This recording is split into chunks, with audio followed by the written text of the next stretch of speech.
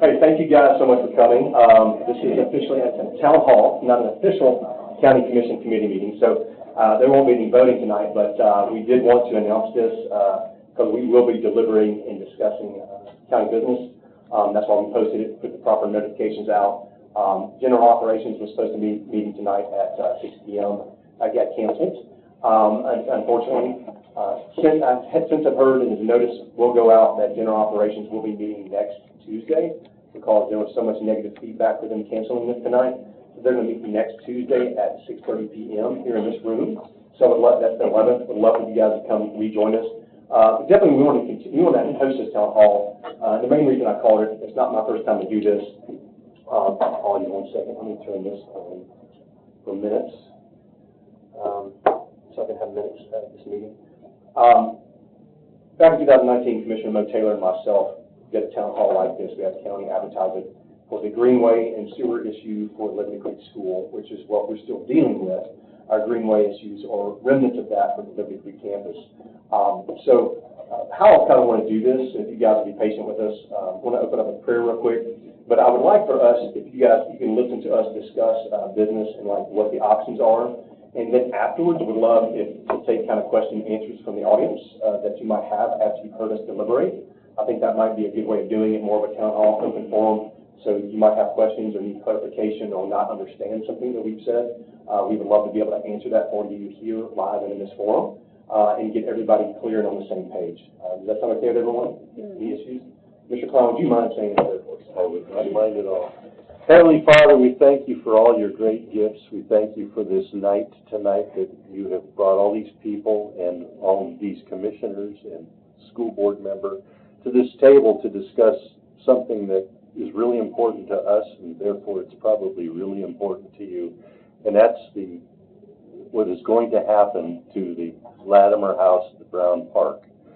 Lord, we ask that you will give us good discussion, good debate, bring up good points from not only the table, but from the people in the audience. We ask you to bless everything we do tonight in the name of your Son, Jesus.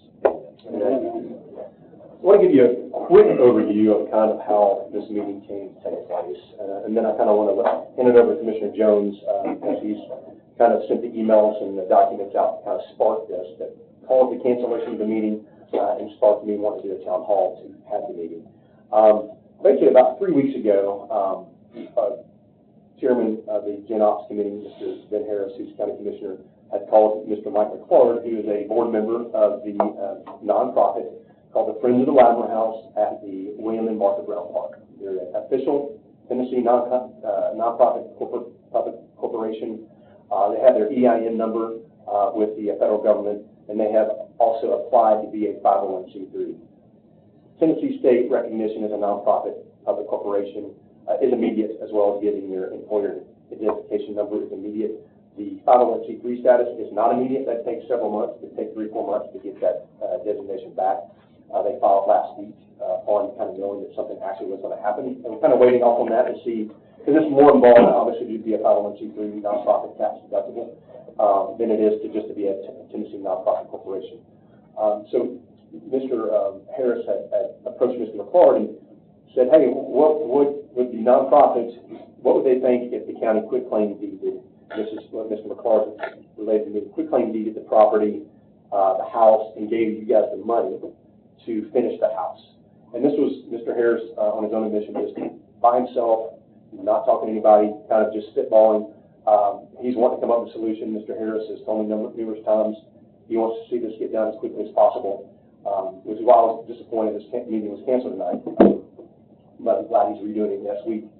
So that was kind of 3 weeks ago, I think, and that was the first time I remember they approached me. And I know a quitclaim deed and a lease were never on my radar. We've been fighting for just the county to do the right thing. $500,000 was left as a gift from Mr. Brown to restore and maintain the home and the centerpiece of a park in perpetuity. What a lot of people don't realize or may not know, there's some misconceptions out there that Mr. Brown left the home and the property to the county to gift, and that is false. Sumner County Commission in 2015, for the sum of $1.95 million, purchased Mr. Brown's home and 150 acres. They also purchased the Dixon property adjoining it which is 165 acres, for a total of about $3.5 million in that one group combined purchase. County Commission purchased what's now the Liberty Creek campus in 2015, totaling approximately 265 acres. And so that is the background on the home. It is owned by the county. Your tax dollars paid for this home and 150 acres that this home sits on for $1.95 million, almost $2 million. Mr. Brown, what happened in his codicil and will, that he basically said, look, I'm going to live here. I'm selling this to you before I die, and I'm going to live here until I die. And so I'm carving out what's called a life estate. And that was approximately 0.8 acres. It's 0.805 acres exactly, if you want to be specific, that he lived on. And I know one of his family members, his niece, has emailed the entire county commission as well as the county mayor about 2 weeks ago and clarified what her family's interpretation of what a park was. They said, basically, and it's in this packet, which is public information, which is on the county website, and her email is here, so she did say, my interpretation of what would make Bill satisfied by a park is grass that is mowed by the county, period. Any invasive shrubs are removed, period. This would be something like, looks like the yard that they had there when he lived there. So that's just a yard. That's her definition of a park. So it's pretty simplistic. It's not amphitheaters and all this other stuff. It's just pretty simplistic. So, because obviously the money was left to the county to maintain the home as a centerpiece of a park. And their interpretation of the family is that 1 acre. Now, where it shifted from discussion of quitclaim deed to the lease, well, I guess about 2 weeks ago, I found out from Mr. McClard, I guess GenOps, Mrs. Don Schmidt is on GenOps, Tim Jones is on GenOps, General Operations, Mary Janone right here is on GenOps, and David Klein are on GenOps. So we have 4 of the 7 GenOps members here tonight, which is fantastic. Thank you guys for coming. We also have Commissioner Chrissy Miller, Commissioner Bob Brown, Commissioner Deborah Holmes, myself, Commissioner Jeremy Mansfield, and School Board Member Stephen King, who represents Liberty Creek. That is his school board district. He also has been on our ad hoc committee that we've had for a year and a half until it gets canceled recently or disbanded. But he has been on all the meetings going on with this, so it's great to have school board representation as well. But then the county mayor, I guess, put forward a proposal to these GenOps members 2 weeks ago. Not me. I guess Commissioner Jones, you didn't get it? I didn't get it. I guess Commissioner Klein, did you get about the proposal? No. The mayor's proposal. Mayor's proposal? Yes. Commissioner Schmidt and Commissioner.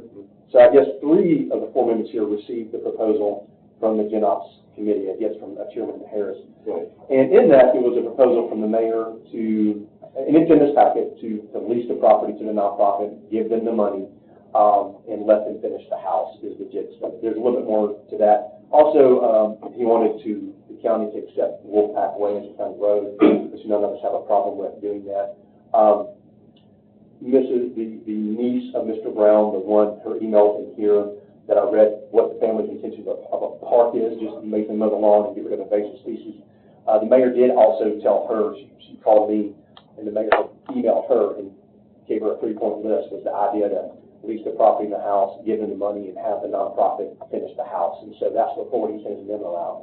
So the lease has kind of been confirmed from a family member as well as GenOps member, and then from a board member of the House as part of the quitclaim deed option. None of these things were on our radar. This is all new information.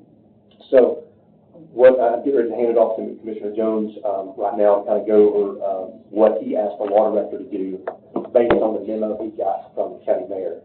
So Tim, do you want to kind of explain to everybody a little bit why we're here? Sure. So when we got that proposal, it was in just a memo form.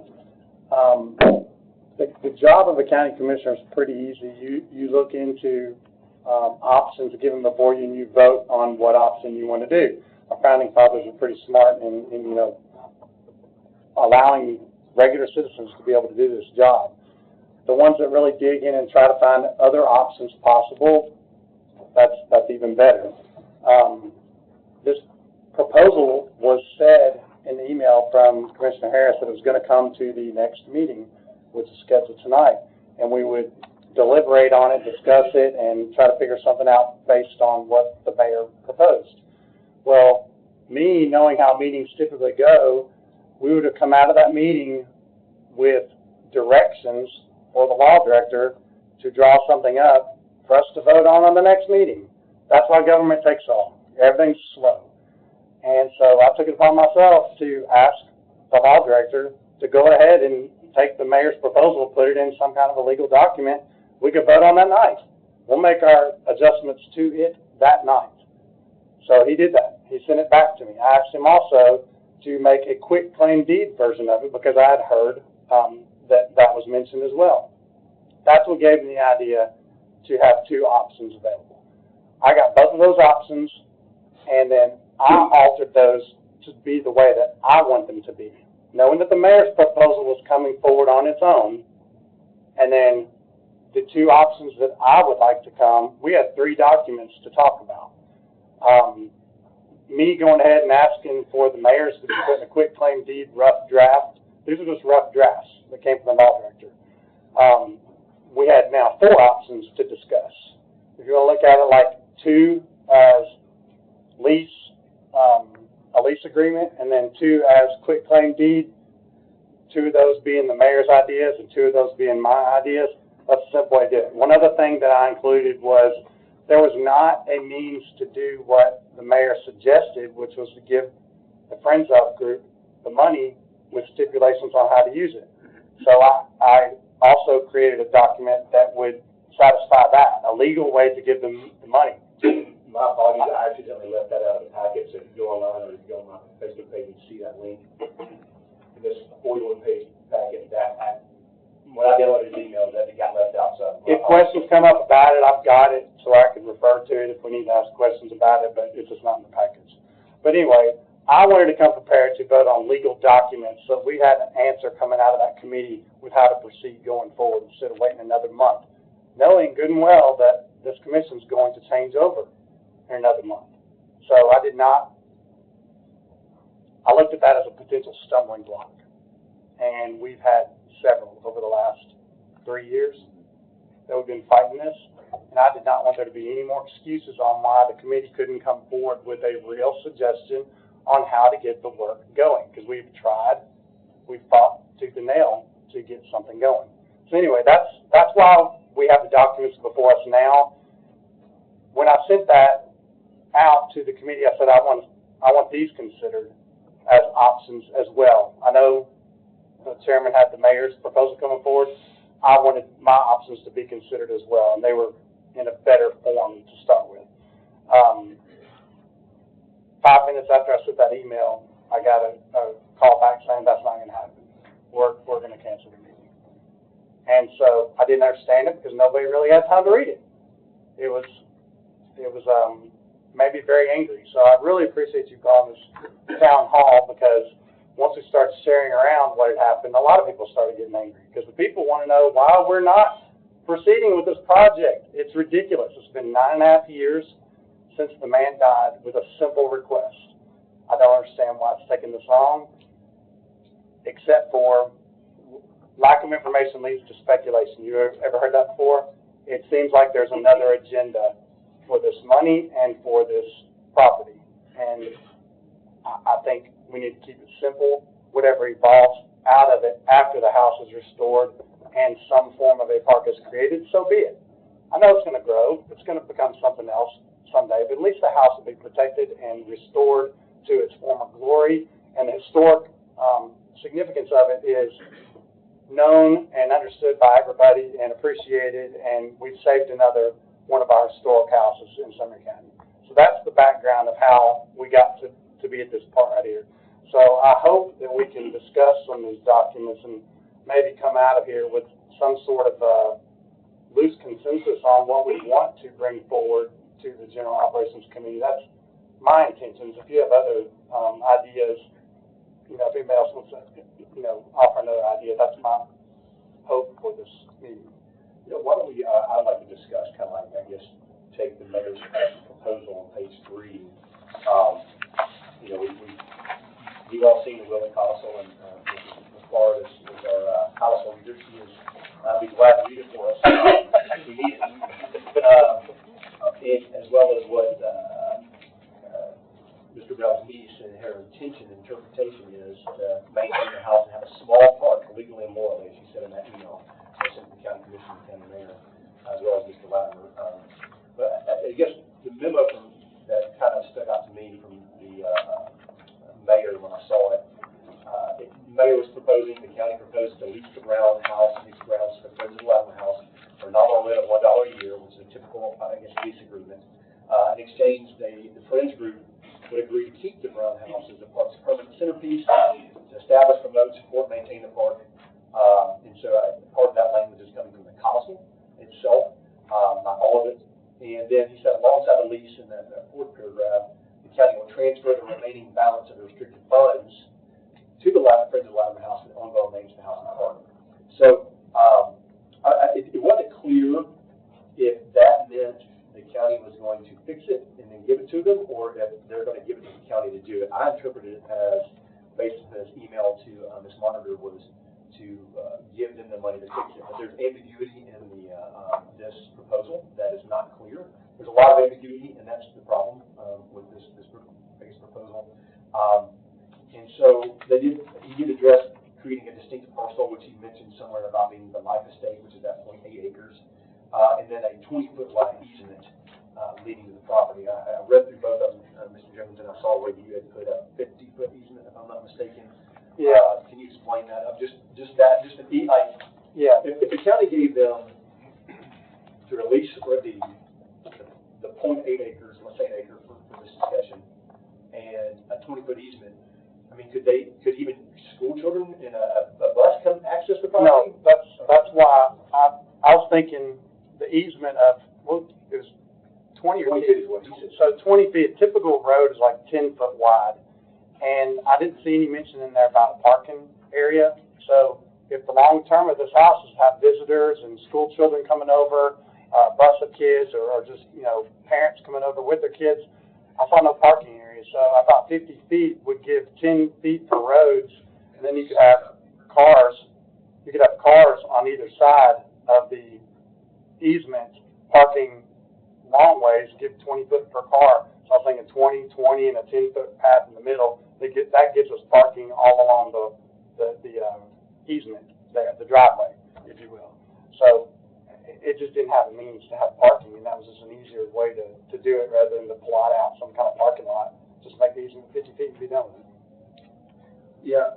Another thing was that I saw that was changed from the law records, from this memo from the law records, I guess, draft to what you had proposed and sent out to the commission last week. It was on page 4 of the county mayor's proposal. It talks about 3 safeguards framing the arrangement. First was the lease takes effect only once the Friends of the Latimer House are recognized by the state of Tennessee as a charitable organization, which they are. Second, it wouldn't take effect until they're also recognized by the IRS as a 501c3. And so I saw where you would change that to like the lease of the deed would not be contingent upon them being a 501c3. It would be basically Application. Go ahead and start, give it to them. But if they fail to become a 501c3, they have 27 months from the time they came to Tennessee state filing according to the law. And they've already filed. But let's say the IRS comes back and says, no, we're not going to approve your 501c3. I guess maybe it seemed like the reverter, you had said, hey, if they're not approved as a 501c3, then we can't give them the property. But it was more contingent upon, let's do it now. There's no reason to hold us back for another 4 months because we keep kicking this can down the road and down the road. It's all about starting progress. If their intentions are to do this and they show their intentions by applying for these certifications to be 501c3 and the tax exempt status, we know their intentions, and if they don't get it, the reverter clause takes care of that part. So there's no reason to stop and wait for all this to play out, because that could be over 2 years from now. Nobody wants to see that happen. There's no reason why not to get the ball rolling on fixing the house. At the end of the day, the house gets fixed, and if they fail to receive that status, the house is fixed and it turns back over to the county. It's a win-win for everybody. I just didn't see that being a necessary stipulation.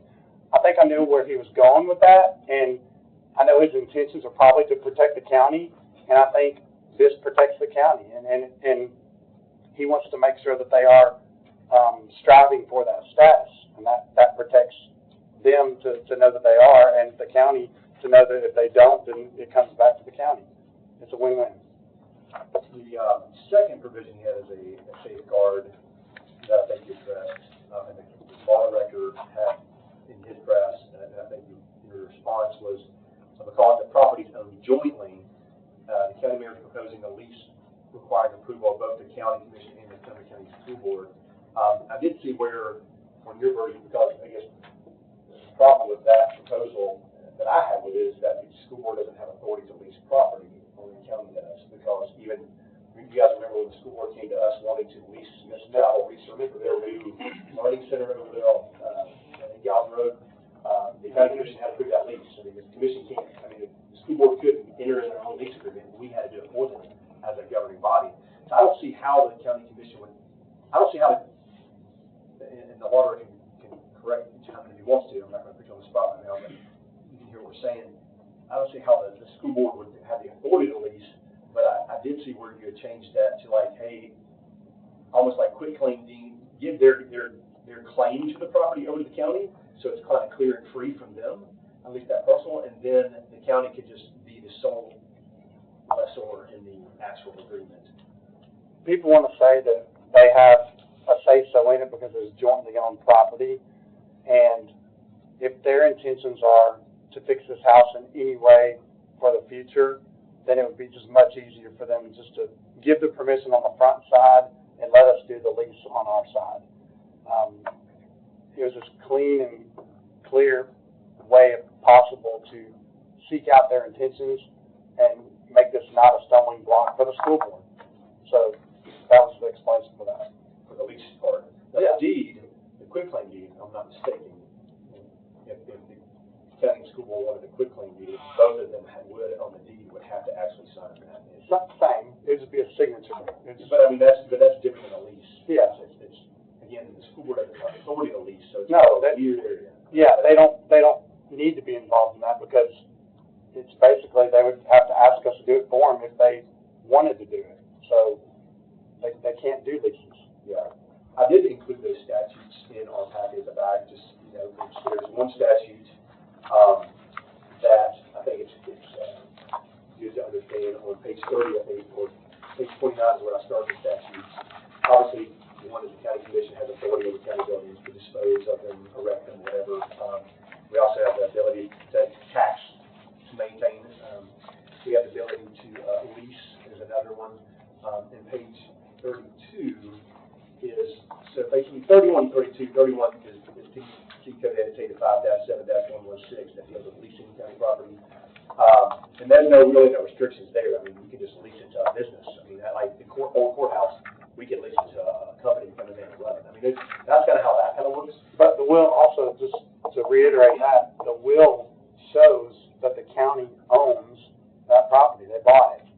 So it's very clear that Correct. County they commission can lease it because they own it. Yeah, the county commission is the only authority that is the buying authority, and they bought it. But on page 32, this is an important one where I guess when I was researching this and looking through the county mayor's proposal and what you put, because I set this law 4 or 5 years ago when we were dealing with stuff in Contown. This is TCA 12-2-501, and this is basically how the county can give away property that has architectural, archaeological, artistic, cultural, historic, natural, or scenic significance, or it's the sale of the property, but they can do a nominal sale of $10. Like that's kind of how that works. Same thing as a lease. But basically, under TCA code, under this is how a government like that would divest itself legally of a historic property or something of cultural significance. They'd be under the statute. And Tennessee state law doesn't even require a 501c3. They only require a Tennessee nonprofit corporation or a trust. So that's all the law requires. It does not require a 501c3.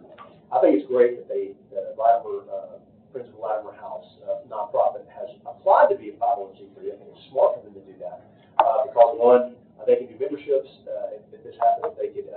It's tax deductible. They could go out to grants, historical grants or stuff like that, and partner on things like that as a 501c3. The Bridal House, the Friends of the Bridal House is the model that we projected for them to do this after. The Friends of the Bridal House is a 501c3 that manages the Bridal House on behalf of the county. Now, the Friends of the Bridal House does not have a lease agreement. It was not deeded to them. And the county pays for all maintenance for that historic house. And the Friends of the Bridal House, they run it. They have the key to it, and they do the events there. And they have membership, and they charge admissions. And so to raise funds for it, which is great. You have a group doing that. So the intent that we came up with, actually that happened back in May and June of 2025, it's been very long-standing, was the intent was to model it off the Friends of the Bridal House. And so 501c3, I think, is a good idea for them to have. I think that makes everybody happier from the county standpoint as well, also for them for tax deductibility purposes. But that was, when I read that, that's just, I want to clarify between what the law states versus what somebody's opinion is. And they're two different things. It's like, so one, we want to comply with the law. Two, do we want to add extra safeguards above and beyond what the law requires? And that's where the county commission, that's where you guys decide. That's what you're going to have to decide next week at Gen Ops. That's when it comes to full commission on the 17th. This is what we'll debate from the floor on these options. But I think I wanted to really clarify that here in this town hall. And if you guys don't understand, ask me a question at the end, come back to these things, and they'll know, and we'll re-explain it. But I want you guys in the audience to understand what's required versus what's being asked. And they are not the same. So actually, what's the limit of the law? Let's start there. It's definitely a higher hurdle and unnecessary what the mayor asked for, but I think I captured his intentions with what I put forward. Yeah, I would say unnecessary. I mean, I like the idea of the mayor's proposal of them being 501c3. I just don't like. But it's extra. Well, I just don't like the fact that it's like they got to wait 3 or 4 months to get their nonprofit status Right. approved about it. They've already applied. I did put their Mr. Latimer gave me his papers of their 501c3 filing, the IRS, and his receipt of that, entity formation, the charter to the state, all those things. Pay.gov for their IRS formation, and that exempt status, and their classification. I think it might be in the bill. I think it's going to classify that. So, I want to address the mayor's proposal because that's what hopefully you guys are doing next week. So the school board, that's an issue. The 501c3, that's like these are things that are questions or debatable. I mean, his third requirement or safeguard was that the transaction fully complies with all governing legal and fiscal requirements established by state law and by county and school board policy. Yes. I mean, that's just commonplace stuff. That's what we just described. I mean, and the mayor says, taken together, this is a plan that costs the taxpayers nothing to sustain, places our treasure landmark in the care of an organization devoted to its maintenance, delivers a public appointment the Brown asked for, the dress he chose, and keeps every restricted dollar bound to the purpose the Browns intended with that $500,000 yes. So I agree, and he said, I want to encourage the general operations committee, ask county mayor to consider this proposal as the best path forward for the Brown House. And that was the county mayor's proposal that we're going to talk about. Mary. My question, I have two. One, if you did a lease agreement, how long of a lease would it be? Would it be 20 years, 30 years? Because my question is... Okay, great. Perfect. And then the second one is the reverter clause. We did that with the Prevention Coalition. If they were to not use it for what they were doing, then it would be reverted back. And I think that's smart. What Commissioner Jones talked about Gen Ops committee last year when we were all on it, we gave property to a nonprofit. They bought it. Well, they bought it. We gave them grant money to buy it, kind of thing, Yeah. or opioid abatement money from all the drug addiction, and they bought it. But you have a reverter on that deed that says, hey, if you don't use this where it's intended for, you try to sell it or you do something else, it comes back to the county and takes it out. That's kind of how that works. But I think that is really a necessary evil because if it does become something other than a historical landmark, like it's intended, then it should be clarified in there because I know the Friends of the Latimers would die on a hill for that house, but if they die off and someone else takes it over, some other intention could come up. Right. So you have to look, I always want to look forward thinking on things like that. So I think there needs to be something in that respect in the information. I'm not a fan of leases for stuff like this. Well, the law record draft, as well as Commissioner Jones' revision of it, for both the lease and the quit claim, all have reverters in the safeguards. They also, if I'm not mistaken, you guys correct me if I'm wrong, I don't remember here, it also talks about restricting the funds. If the funds are given to them, they have to go into a separate restricted fund account, not their general operations account. for the nonprofit. It has to be a separate, that's just there. And a requirement also is to be audited every year by the county. I think the law requires that they would have to actually turn that into the county clerk, who actually manages that. It's not the county commission. I think that was written in there. I've done some research on that.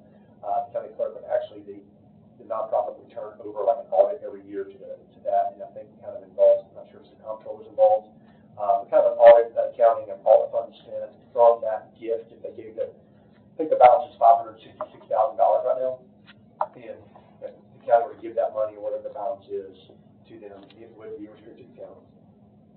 My apologies, I did not print out what Commissioner Jones emailed. It outlines all that. So. Well, and my third and final question is directed at Stephen, who's the school board member here tonight. What reason would the school board or the school, that side of it, what reason would they have not to do it? Was there some other thing they want to do, such as? I don't see a reason why not to do it. I have to think a little broader on that, but. Well, the reason I asked is in the very early on in my commission tenure, they brought forward a park that was humongous. It had an amphitheater, it had all these things that were going to be done. Not a whole lot of regard to the house. Zero.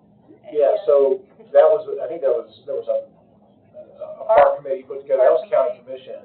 Yeah. That wasn't really school board, so. That's the only concern I have was that may still be in the back of their brains. That's why I'm really concerned about having strict clauses in there about this or that, and because we're not, in the future, 99 years, you all are going to be dead, and so you're not going to have that liberty to speak for it unless you come down and blow air in our ears or something.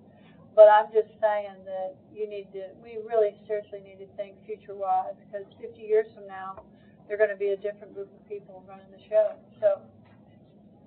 That's I can't speak for the board. I just,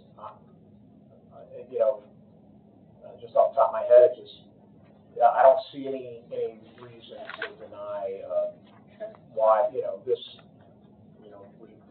renovating the home, preserving the historical legacy of it. I think it's a great teaching tool for children. Oh, absolutely. I mean, you have a historic home connected to the American Revolution within walking distance from three of our public schools. Right. And to me, that's gold. It is gold. I would hate to see that torn down, and I'm concerned that had citizens and commissioners not discovered the will and the codicil, it's possible that house may have been demolished and lost forever. So I'm glad that it was discovered. Someone actually read Mr. Brown's will and caught this, and I think I can't imagine the optics if that house gets torn down. And also just from in our ad hoc, I'll just add, from what I understand, that the structure is in good shape. Yeah. Which is remarkable at the time. Protected it. Yeah. So it hasn't deteriorated,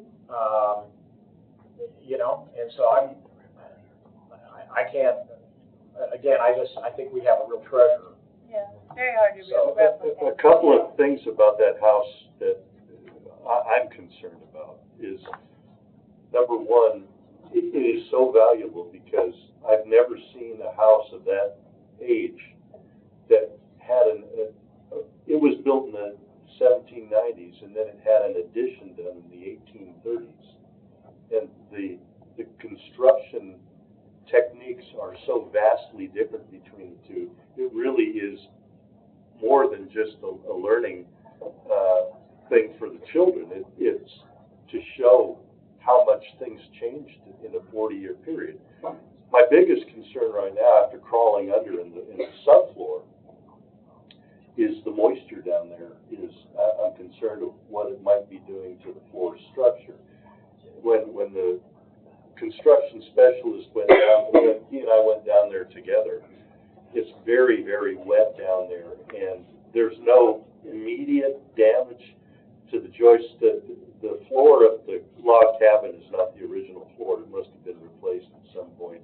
maybe 100 years ago, from what we can tell from the lumber. But it probably was because of the same moisture that's, I mean, I ran my hand on one of the joists and it was just moldy and wet. No, nothing on the ground? There's no plastic, there's no dehumidifier. Jeremy, can I address? Yeah, concerns and I don't want to get too much in the weeds on like history and stuff right now. We've Yeah. covered that for the past like year and a half pretty extensively. Yeah. I want to kind of stick to this. I want to address her concerns. Okay, he's going to address. I'm going to answer your questions, okay? This may make you feel better. So this is in the reverter clause, page 18, article 16, the reversion. If lessee dissolves, ceases operations, loses charitable status, abandons the property, misuses restricted funds, or materially departs from the purpose established herein, then this lease shall terminate upon notice and expiration of the cure period provided in Article 15. Possession of the premises shall revert to Sumner County. All unexpended restricted funds shall revert to Sumner County, and all improvements funded from the restricted fund shall become Sumner County property without compensation. We added in there that improvements, funded from the private contributions, grants, or donated labor and materials raised by lessees shall not become Sumner County property without compensation. If there's relics in there and museum pieces or things like that in there, does that take care of the concern? Is that in the new version of the lease? New version? That's my version. That's the revised version, page 18, yes. I think It's similar to the mayor's, which is on 10. okay. Well, the D also has that same kind of language in the paragraph, basically. Yeah, it's protected both ways. It's the same kind of language. So it's on all versions in this packet. Yep, thank you.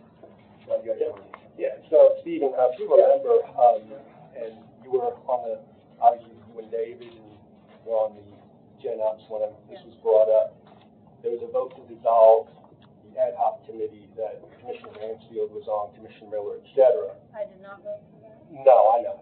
So at the conclusion of that particular meeting, I was approached by some citizens outside, and they requested that reconsider that by a compromise of the existing ad hoc with the new ad hoc committee. For the people listening out there, the goal is to try to find cost-saving measures that were work that could be done that didn't require specialists.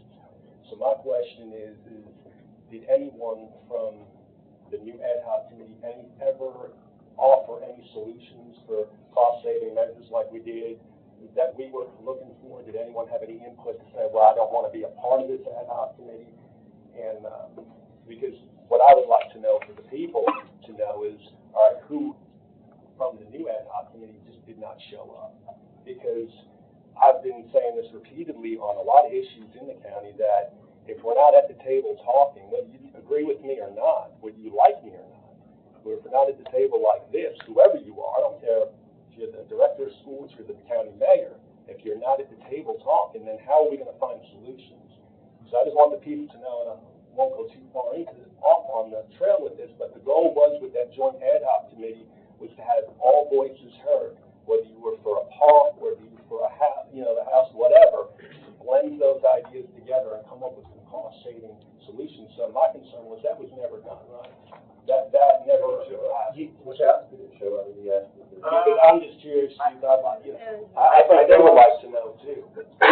I mean, we only met a couple times. I know that they appointed board member Kathy Stewart. I can't remember if she came. She did. You came to one. I don't think the director of schools ever came. The director of schools and the county mayor didn't come. They never came. No, and I'll own that because that's who I wanted on with Commissioner Mansfield, Jones, Miller, et cetera, because I wanted, hey, if you don't agree with him, say it at the table so we know where we stand. But I'm hearing today and confirming today that never happened. So that is quite upsetting and disturbing because it's not pointing fingers, but it's to say, hey, look, here was an opportunity. And a lot of people out there are sitting here today wondering, why are we at this point when we've been in the commission for 4 years and we're still waiting for a house? I've had today or the other day someone said, well, there's no park. Well, the language is they have established a park.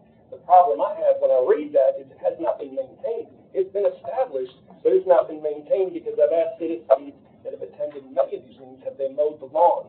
Last Gen Ops meeting, I've asked, has that lawn been cut? I haven't gotten an answer. Have you? Any of you that sit on? So this is why we're here today. And unfortunately, you know, how can we find a solution if not all interested parties are coming to the table? It's the problem I have. We met a few times and then it got dissolved and we didn't get any traction on that. I'd like to add something to his comments, that while you were trying to do something good by giving opposition a voice, they were unwilling to come because they didn't have votes. And you're supposed to come give your voice, and they didn't do that. On top of that, the mayor didn't attend, but how many meetings for a whole year and a half that we were trying to get this through? Gen Ops, yeah. Like 2 meetings. Maybe 2 meetings out of a whole 14 months. So that added to the stumbling blocks that we've had. So it's not for lack of trying. We tried to give everybody a voice. The citizens had a voice. They were very active in this. We knew the direction that the citizens wanted us to go, and that's our job. We are the citizens' voice. Our job is to put it forth, and the other commissioners or school board members that were appointed to that ad hoc committee, they should have gone. Well, I want to address that. Commissioner Schmidt brought a point that people said there's not a park, and that's just not true, because the county commission actually has established a park twice by resolution in 2024, April 2023 of October. Not October, maybe 2025, but we've done it twice. But to address the park, we have established a park, but the interpretation, again, Mr. Brown's niece emailed the full county commission and the mayor on July 22nd, so a week and a half ago. And one of her emails on July the 8th, she said it's impossible to interpret what Bill, her uncle, thought or wanted beyond what he had stated in his will, period. To maintain the house and have a small park. Legally and morally, for my uncle's wording, that's where I've always been on this, as you know. That was a letter to the commission and the mayor from the direct descendant of Mr. Brown, their interpretation. Then she keeps, that was on July 8th. July 22nd, she emailed like 4 more times on that same day, and she left off as my interpretation of what would make Bill satisfied by a park is grass mowed by the county. Has not happened. Invasive shrubs are removed. Has never happened. This would be something that looks like the yard that they had there. Well, we have pictures of the yard they had there, and it's just a normal mowed yard of somebody who lives in a house. So that is the intent and purpose of a park. Now, it seems like the county mayor in his lease proposal, which you guys can see from the documents online and read his memo, it's public record, it was that he was suggesting the life estate lease of that less than 1 acre become the park. And I know that the Friends of Group has named it the Friends of the Latimer House at the William and Martha Brown Park. That's even the name of their nonprofit, to give homage and honor to Mr. Brown for his gift of $500,000 for the park. And so I think that's important to take away the argument that a park doesn't exist or a park hasn't been established for what the county, the family's intent is of a park, because it's on public record of what the intent is from the family and their interpretation of the little process. Even going so far as saying to maintain the house and have a small park. Even she used those words. So I think that's super important. And I would like to, if I may, just make a comment on that. There was a comment somewhere, forgive me, there's so many moving parts between social media and phone calls and people, but someone insinuated shouldn't go by the will of the people to get this done. Because, we didn't establish a park. But let me remind that person of this. If there's anybody that would know if a park was established better than anyone sitting in this room today, it was what Commissioner Mansfield just referred to as a family member has confirmed that that park has been established. To my opinion, yeah, I agree with that. The only thing I disagree with is never been maintained. Unless someone has some 11th hour news that this grass has been cut today. As of today, that grass is still growing, and we've asked for it to be known. And I'm saying all this because I want the public to know that we have asked these questions. We're not, there's some comments that, we're just letting the good old boy network get away with this. We're not, and I'm sitting among people here, I'll tell you that I've disagreed with on certain issues, but what's right is right. So the family member, in my mind, has satisfied any question or any doubt in my mind that there is a park that's been established. If they want to go build something else in the future, that conversation does not need to take place today. Conversation first and foremost should be this house and getting this house fixed and maintained. I had questions about your leases. Yeah, that's fine. I wanted to move it towards issues with anybody having issues with ways that I answered the concerns of the mayors. So if it's along lines of that. Well, see, I want to start this with the moderator's lease that you asked in the draft. That you sent in that email. Like on page 8 of our packet. That's the mayor's version. That will call it the mayor's version of the lease. It says, it's in the article for purpose of the lease section. No other use shall be permitted without written approval of the county commission and the Sumner County Board of Education outside of these things. So it's like, I have a little bit of problem with that language because I know at the Bridal House there's been festivals or community groups have come together and done like farmers markets, stuff like that. I don't see the intent to try to restrict, if we're going to give them a property and let them restore the house and give them money to do it, to like, they're not able to even open it up to have people come to it without written approval. That's goofy. Does that make sense to me? It seemed too tight-fisted to me also, and if their intent is what we believe it to be, to promote that house and the historical significance of it, I want as much going on over there as possible. I don't think we should have to run things through the county commission and the school board to do it, because that is so restrictive. That basically puts a clamp down on anything that they could do and delays everything. It would take 2 years to get approval to do a festival in 2 weeks, so. Yeah. Well, at this rate, yeah. It also would hamstring them. They couldn't raise money for stuff like for example, I love the idea of weddings in historical places. Like, why can't people have a wedding in the Bridal House? Why can't people have a wedding on the front lawn of the Latimer house or whatever, and pay a fee to do that, and it goes towards their maintenance fund to preserve the house? Like, if you do something like this, you could do like something as simple like that. I was thinking the same lines. To lease or rent it for that. I mean, it's technically a public park, so I don't know if you can charge for that, but I mean, I'm just spitballing. But I mean, you go outside and take photos as much as you want to because it's a public park. I mean, we can be on the grounds right now. You guys can go walk in there. You get a lot of chiggers and ticks, and maybe snake bit. So I will warn you. But it is a public park, so go walk up to the house and look. If you want to go through the high grass, make sure you have your deep woods off on. Tigger may be hiding there too. Tigger may be hiding there. But Go ahead. Friends of Bridal House, do they? I think I know the answer to this. Do they have to get any kind of permission if they want to have like? No, we don't have to lease with them. So then again, to me, why should this be different? I'm asking. I know it's a stupid question, but why would we have this? It was too restrictive. That's why I took it. So I was wanted to ask because yours did not include this. I don't think. You correct me if I'm wrong. Yep. No, you nailed it. These are things that I had when I read through. Now, the other restrictions, yes, I think all of those are normal. Like the restricted maintenance fund, that basically talks about, like, hey, this money that we get is restricted only for these things: promotion of the park, mowing the lawn, maintenance of the house, and under no circumstances shall it become unrestricted. Yeah, I totally agree with all that. That should be that way. Public access, that was one I highlighted. For example, like, admission fees may only be charged for special programs events approved by the county. Again, the commission knows it takes 2 years to get approval. Like, okay, they want to have a Renaissance festival or something. I don't know, a living history day of the Revolutionary War, a signing of a treaty, kind of like they do at Rock Castle. They wouldn't be able to do anything like that if you had this restrictive of a deed, and so or a lease. And so I disagree with those types of things. So I think you would knock those out. Well, I think I understood what the mayor's intentions to be, and these were just too restrictive. I don't think he wanted to clamp down on them not being able to do anything there. If he did, then that would probably make a lot of people mad. I don't think that's what he was doing. I think he just put out a general lease and maybe threw some language in there that he didn't realize how restrictive it could be, so I loosened it up a little bit to give them the ability to host what we want them to host down there.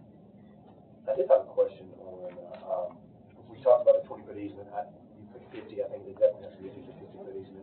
I think the county road is like 15 feet or 20 feet wide, isn't it? I was talking about a lane, like a driving lane. Oh, from clipping cars. Yeah. I was saying 10 foot for a lane, because like on the highway, but a road, interstate. I think you said a road is 10 feet wide. Well, the proper easement for any road is 50 feet. Because that goes into your yard, And you start in the center of the road, you measure 25 feet from the center to your property line, and that's what. That makes it fair and generalized, but I'm thinking for just clearance for a car, a typical lane on a road is 10 feet wide, so I'm thinking if a car driving up the road, since they didn't give us any parking, they're gonna need 10 feet, they need 20 foot to park a car sideways, they need 20 foot to park a car sideways, because the only parking is gonna be on the sides, but it works both ways. The 50 foot is the general rule. The county only gives them 0.8 acres, they don't have a parking. Exactly. Maybe you should stop calling it a road and just call it a driveway. Well, it's a driveway, I mean, It's an easement, they have to, well, we don't have, there is no access right now, so the county would have to provide. 20-foot wide easement for a driveway, I don't think it's enough. No. Cars could park on either side. Exactly. Correct. But what I'm I was trying to kill two birds with one saying, stone. you put a driveway, how much of an easement on each side of your driveway do you have in your yard for the city? That's what you're seeking. Yeah, that's what it is. Yeah, I'm saying nothing, that's why I think it's changed to 50 versus 20, because 20 would not be enough. Of an easement. We have no parking without it, so just kill two birds with one stone. I did have a question on, the capital improvements, like it said, no demolition. While you're scanning, will you read the article number so I can keep up? Article 10. Or the page number? Page 9, Article 10, capital improvements. It says no demolition. I'm like, well, the whole purpose of giving them the money is to demo that part of the house to restore it. And so again, I don't understand that one, so I had a problem. Or no alteration of the historic exterior without county approval. Well, again, that's why even give them the house, then if you gotta have county approval. So if you refer to page 16, my version on maintenance, I don't think the mayor intended on them not being able to do any demolition so that they can fix things, so we've been doing demolition, explorative demolition all along the way to try to figure out what we have to do. Demolition twice already. Right, it was always in plan to do demolition. I think maybe what he's talking about is just tearing out the east wing and building something new or something crazy like that. I clarified it better in my version because I don't think he was trying to be that restrictive. He can tell me if I'm wrong on that he was trying to be, but I doubt he would. Article 10 of the law director's interpretation of the mayor says no demolition, period. No alteration without county approval, period. Any new construction shall require county approval. I mean, so yours says basically changes to demolition, alteration, and new construction shall comply with restoration preservation standards which are applicable to historic properties. That's a lot more free. That's common sense intent. It's gotta be what he meant. Well, this is just too blunt. I'm going by what it reads, and the way it's reads, it's like, why are you giving them the property? Because it means they can't do anything. Exactly, and I challenged him to correct me on that being wrong, and that's what he actually intended, because I'm trying to give him the benefit of the doubt that, and if he's trying to do a good thing here, this is the only way it works with my version. So I hope everybody can get behind that version of it. I would never estimate what he thinks, so just don't worry about it. Yeah, I'm not gonna speculate on that part. This is a much cleaner, clearer version. I think everybody could agree on that, I hope. Insurance, I have a question, and maybe the law director can answer this. I don't understand, and Commissioner Holmes can maybe answer this. I asked her about this, because she runs the Ocana Center, which is the late 1800 schoolhouse structure there in, off of Station Can, the Ocana Center. Long Hollow, I mean, but it's across, so, but the insurance, like, I saw workers' compensation insurance, I'm like, is that just, I'm just asking, is this kind of just a generic default boilerplate from the office, or, like, I don't understand how the Latimer family, or the nonprofits running this, and they are doing this for free, and they are just kind of maintaining it, why would they have workers' compensation insurance? I'm just, the insurance requirement kind of scared me a little. So I'm on the insurance board, so, the only thing that would be is that the building is owned by the county, technically, because it has a lease. So if someone gets hurt doing work on the house, they may claim workers' comp because they're volunteers.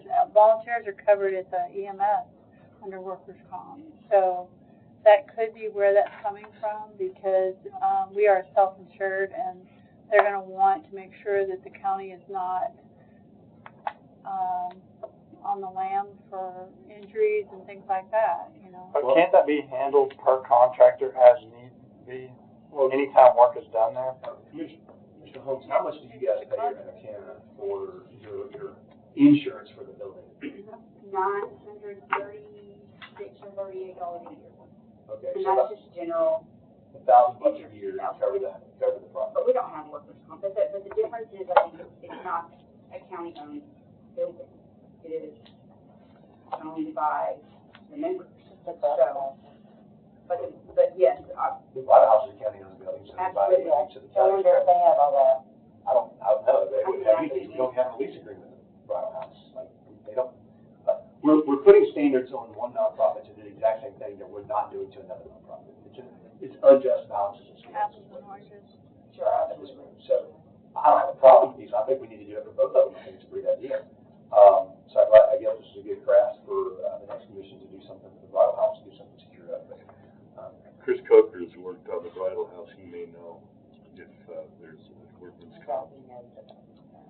Chris, you got work with the engineers that we brought up.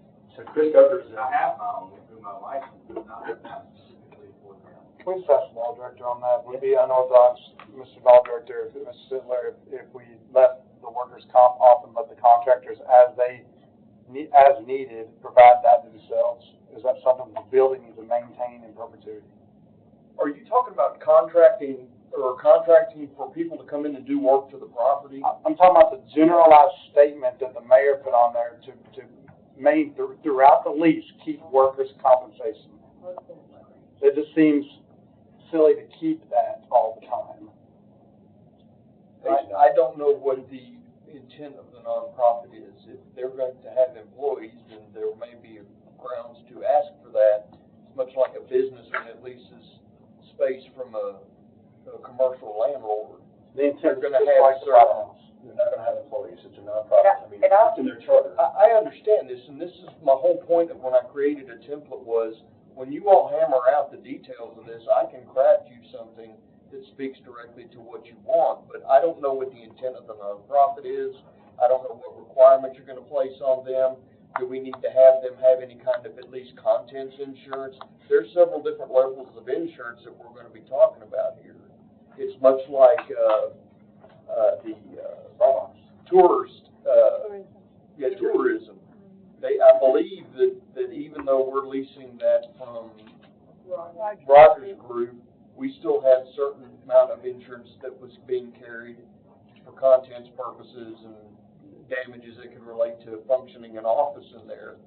Now, they get the benefit of relying on the county for some of that as part of the umbrella, but I'm just saying that these things can morph into many different things. I don't want this to be a sticking point, and I want it to mimic what the Friends of the Bridal House have at their building. I can't answer what they have. I have no idea. But it's something that could be easily looked into and written in here without a lot of debate, as long as we're all in agreement that it's good enough to do that. Well, I see, I'm looking at yours on 16. I just took that part out and put the terrorism coverage. Yeah, I think terrorism coverage is, I've seen that. Can So it's like commercial property coverage, equipment breakdown coverage, commercial general liability coverage, which is what I think is like a general policy. Right. Yeah. That's right. Okay, that's interesting. correct. That's what he wrote in this, That's like- compared to two. Like on your own house, you have terrorism coverage, you Yeah, have so it's a default default structure insurance. policy. Somebody comes, vandalizes it, burns it down, active terror, whatever, it's covered. I'm here with this. Mr. Sittler, where it comes to workman's compensation, that's only if you have paid employees. If you have people who are working, donating their time, workman's comp would not cover that, would it? It depends. We have to honor workman's comp claims for volunteers. Really? Yes. It also says the county and the Board of Education shall be named additional insureds where appropriate on page 10 at the top. And that is common parlance in insurance code. Yeah. So, I changed that one, easy, just take off, leave it just Sumner County, shall be named as additional insured. Well, there's two property owners listed. You need to be specific in who you name as co-insured. But the county is the umbrella that both of them are under, is that not accurate statement? So the county would be, I'm talking about the third-party entity, whether it be the nonprofit or whoever that may be. If they obtain insurance, they need to have the county and the school board as a co-insured. Regardless of who that entity is that you're entering into the lease with. Unless the school board quit claim deed their rights to it over to the county, if they can do something like that. That's what he has in his first part. Because if we're talking about a lease, because the school board doesn't have a statutory authority to lease anything. Only county commission can lease. I understand that, but I cannot find anything that says a school board cannot own property. So if they can own property, that means they've got a vested interest in that property. So can a lease, we're going way down the rabbit hole here, but can a lease be entered into with just the nonprofit and the county? Yes, I have found case law that says that can happen. However, that does not remove the other property owner. I'm not talking about insurance. I'm talking about the fact that there's a property owner involved, regardless of how this lease goes down. So to make this cleaner, how much are we talking about to add that to it? Add back the workman's comp or put them as a co-insurer? I mean, you really want to, we're not voting, so it's just a suggestion. No, I know, but this is what we're gonna propose Yeah, to, next week. to the Gen Ops committee, so. Changes to yours. Yeah, so I don't want this to be a sticking point if we're talking a few dollars, to add something bigger in the policy. Do you have any idea? I don't, because, again, it's apples to oranges, not a county-owned building. So can we ask the law director to explore what would satisfy most people, what the difference would be? Is that something we should do as a? So the cost? Yeah, so we're prepared for, yeah. 'Cause I don't want to break the nonprofit with something that they're never going to use, but if it's something that's required, I want them to be prepared for it as well, so that we're not debating about this for 2 hours next week over insurance. And that'd be the sticking point, because there's a gotcha moment there where we can say, aha, that's how we're going to stop it. General policy, like We have versus a. we have consultants with the county who help us with this kind of stuff. We can reach out to them and ask them the questions about that. That's what they do. They give us consulting. Are there going to be volunteers or employees at this location? There will be no employees, but there will be volunteers, yes. Okay, then you'll need to entertain some sort of protection for that. We've also had people want to volunteer their services to work for free for the restoration maintenance of the home, which I know, correct me if I'm wrong, I don't think that can happen as long as the county controls this property. An electrician could come up and start working for free on it. But that is an instance, once the work is done, it's done. We're talking about in perpetuity. Okay. Forever, 99 years, the whole lease they have to maintain this is really what the debate's about, not the one-time thing for a job being done. They just really need to shop for workers' comp insurance from an insurance broker and say, hey, what would it cost? Well, I just want to make sure that they're not asking them to have an insurance policy that costs $2,000 a month versus $100 a month. I understand a lot of this, but here's the problem I'm going to get roped into is I've got a duty. My client's the county. Right. So we're really getting into questions that are being asked to help out the nonprofit, and there will need to be probably some legal representation on their end to ensure that they are covered, because I can't play both sides of the fence here. Sure. So my intentions aren't to ask questions to benefit them. My questions are to ask questions that are going to stop stumbling blocks from coming up at the next meeting. I don't want this to be a sticking point. I want there to be what is required and only what is required, and not extra things that are not required, so that we cause a failure and the reverter clause to kick in, or them to never accept it or never be able to sign the lease because it is ridiculously over the amount that they need to have covered. That's my intentions to ask these questions. So if we could get answers of what is the minimum requirement for insurance that will allow them to take over the management of this property, Mayor, could you find that out? Yeah, just And the the reason we're having this discussion is because like I said, we don't want to trip over our tongues moving something forward and we've not thought through all the possibilities. Because we don't want to waste everybody's time. It's not even feasible or financially affordable because you can't pay insurance. So, you said this was on the internet, right? Yeah. Okay, I will fax this to our consultants, let them look at it. So we want to put a pin in that one right there for some questions to be answered at the Gen Ops meeting, and maybe you could provide us an answer by then of what the requirement is for that. So Commissioner Bob Brown is going to provide guidance on that. Well, I'll quickly move to my. And do we want an email sent out between now and then, if you find out between now and then, and copy at least the law director in, so we're prepared for that? Yeah, just more, I want more we him, I know, want the him to better. be okay with what that. So the question is what, Tom, necessary for in perpetuity of the 99-year lease, correct? That's the question. Yes. I think it's broader than that. What's the minimum coverage we need to play this game? Yes. There we go. Yeah. Find that out. Give what we're trying to do, and if we do lease it to them, what are they required to carry? We haven't talked about a deed yet. A deed, if you're to do a quick claim deed, you don't have to have any those restrictions. I mean, that's That's a whole different ball. That's why I came over there. It's much cleaner, much quicker, and they can move faster. I do want to address a couple more things real quickly on the law directors, compare and contrast yours. Again, it's going back to articles on page 10, Article 14, nonprofit status. The lease shall not become effective until the lessee has received recognition as a Tennessee charitable organization, which they have, or received recognition by the IRS under Section 501c3, which they have not received that recognition yet. It takes several months. So I just want to make sure that was, my proposal is, and people might disagree, is to strike that out. But I think you might have covered that. I do have a sticking point on that. 17. Okay. Based on 2021 fiscal year, y'all passed a resolution defining criteria for administering outside agency funding requests. And one of the whereases is that the organization is exempt from taxation pursuant to Internal Revenue Code, and that the taxation pursuant to basically the IRS forms that are required from that are indicated in there. So I don't know if there's a workaround on that or not. IRS forms application or approval? I'm just reading this, I just found it about an hour ago. And this is a resolution that we passed when? Yes. Can you read it? Yours is more stringent than the state. Can you read it fully?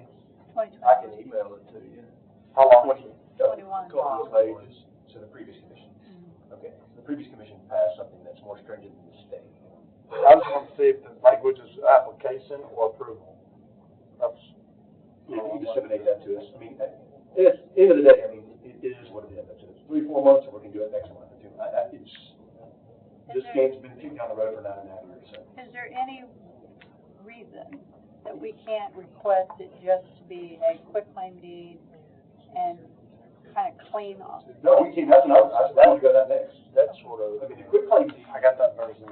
Seems. I didn't have any other problems with this week. I think you covered it all. But I mean, the quick claim deed. The only changes I see that you made when I looked at it at home was, I guess, the name of the nonprofit. Page 20 is the law director's version of the quick claim is just Friends of the Latimer House, Inc., and they're not. Just go to their version on page 24. It's their name is Friends of the Latimer House at the Wheel and Walker Park. I would note that as being a distinction. I don't think you had very many changes in these documents. Just some other stuff. I didn't see a lot, so both of them were. It's pretty apples to apples comparison of those. I didn't see anything that stood out to me. So I don't know if you want to correct me wrong on your quick claim deed version, Tim, or is there anything specific that? You'd have to ask me a question for me to compare them, because right now I've got so much on my brain. I couldn't tell you. I just think a quick claim deed kind of removes all the, I mean, the reverter clause, I think. That is, if you read on page Yeah. 21 and page 25, those are comparing the two documents. Yeah. So, At the bottom here, it's the basically the reverse.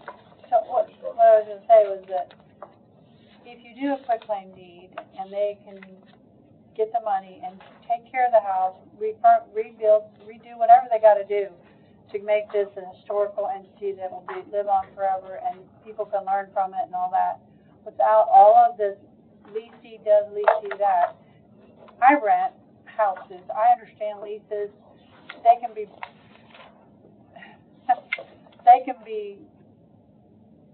broken, you know, there's all things that can happen, but if you have a quitclaim deed to a piece of property and you're entrusted to take care of it with the $500,000 plus, and you're going to redo and take care of it and do what you need to do for it to survive, I think that's the cleanest way to do it, but also, like you said, a reverter, if it ends up stopping to be what it is.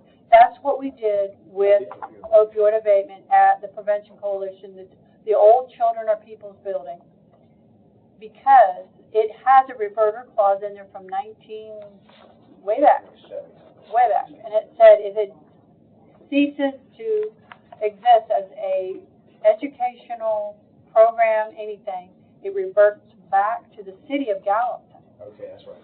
So that's where I say, you know, we can leasy, but at the end of the day, it gets real dirty and it gets real complicated, and it's a lot of, you're going to end up arguing with, and I know this commission, you're going to end up arguing with these commissioners for the next 4 years, because that's what they do. They deliberate and they debate, and there's nothing wrong with that. But if you quitclaim deed it, these folks that are family and friends and people, they're the ones that are going to take care of it. And by golly, I know just by what I've learned from them and all this, they're going to do it. So let them do it. Well, if we were voting tonight, voting members, I would like to know who all would support a quitclaim. I want to say one thing before you vote on that. The one thing that does stand out that we Are you on the lease or on the quitclaim deed. The only other thing other than what you mentioned is the I'm gonna say page 21 and page 25 compared. So you called out the difference in the Friends of group.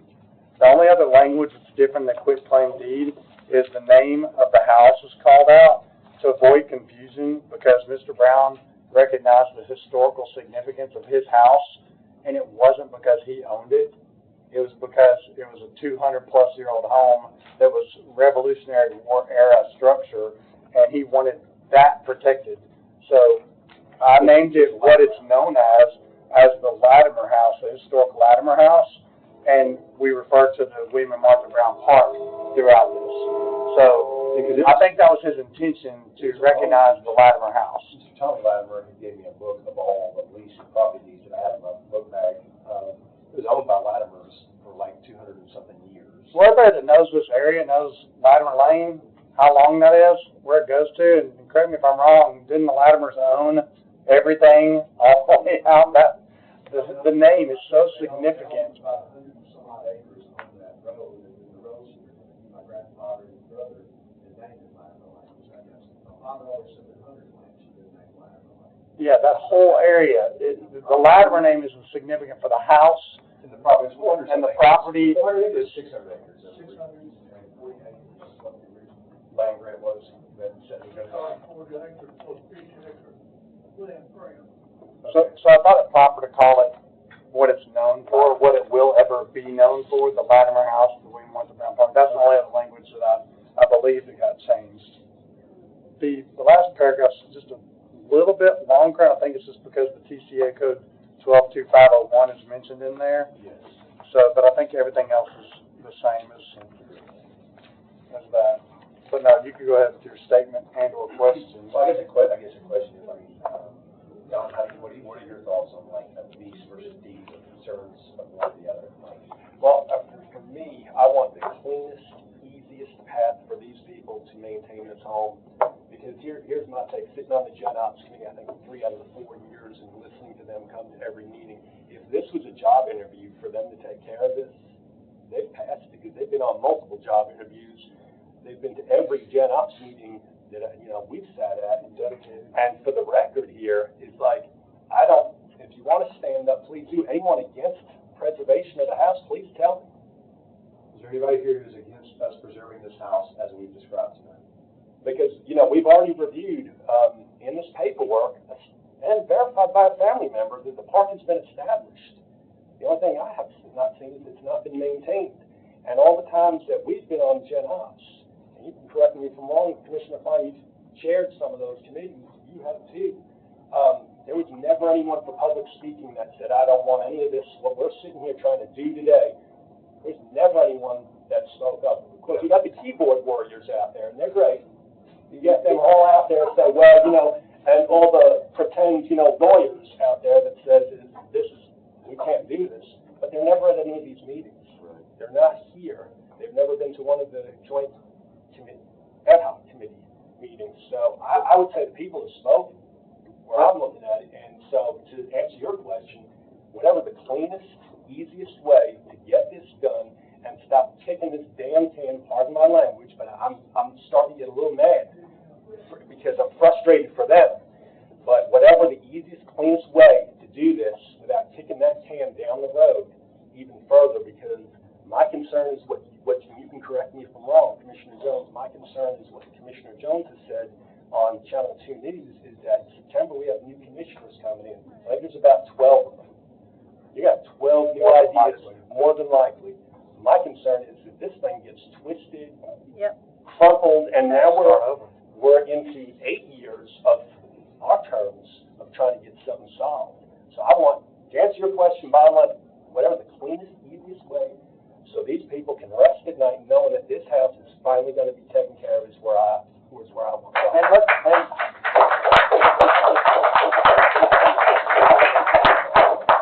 And just so the record says, not a single person stood up in a room full of 40-something people. Correct. To oppose this plan going forward.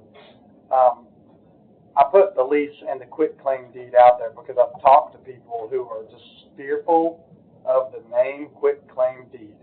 People are worried about the optics of giving something away. And what they need to be thinking about, and I hope that we can get everybody to think this way, I think the quitclaim is also the cleaner version, is it speeds up the whole process, but the reverter clause protects both pathways. If the house gets done much faster with the quitclaim deed, and the Friends of the Latimer house do everything the reverter clause says to do, we have no reason to worry. It's going to be what we want it to be. It's going to be a historic home that everybody can come look at and see what things were like back in the day, and kids can come enjoy, and it'll have, you know, be there forever, I hope. But at the end of the day, if they fail, it goes back to the county. And so it's just a much cleaner, faster path. So I encourage everybody to talk to the county commissioners and ask them to vote for the quitclaim deed. But the lease agreement would be the slower way to do the same thing, and it'll be the more expensive way to do the same thing if you have to go through county procedures to get everything done. So maybe we come out of this Gen Ops meeting next week with only 2 options to vote for at the commission. Maybe we come out of it with a backup plan, and we just come out with one option, the quitclaim deed, that gets presented to the full commission. That's what I hope.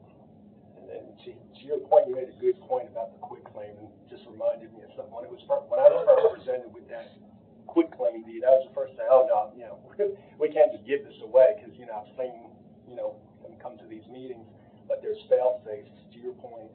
So there are protections in place. I'm not saying that they would just say something and do something entirely different by not reserving the house or doing what. But I do like that there are some fail-safes in here so that citizens know that, you know, they're not going to say one thing and do another. It's already there.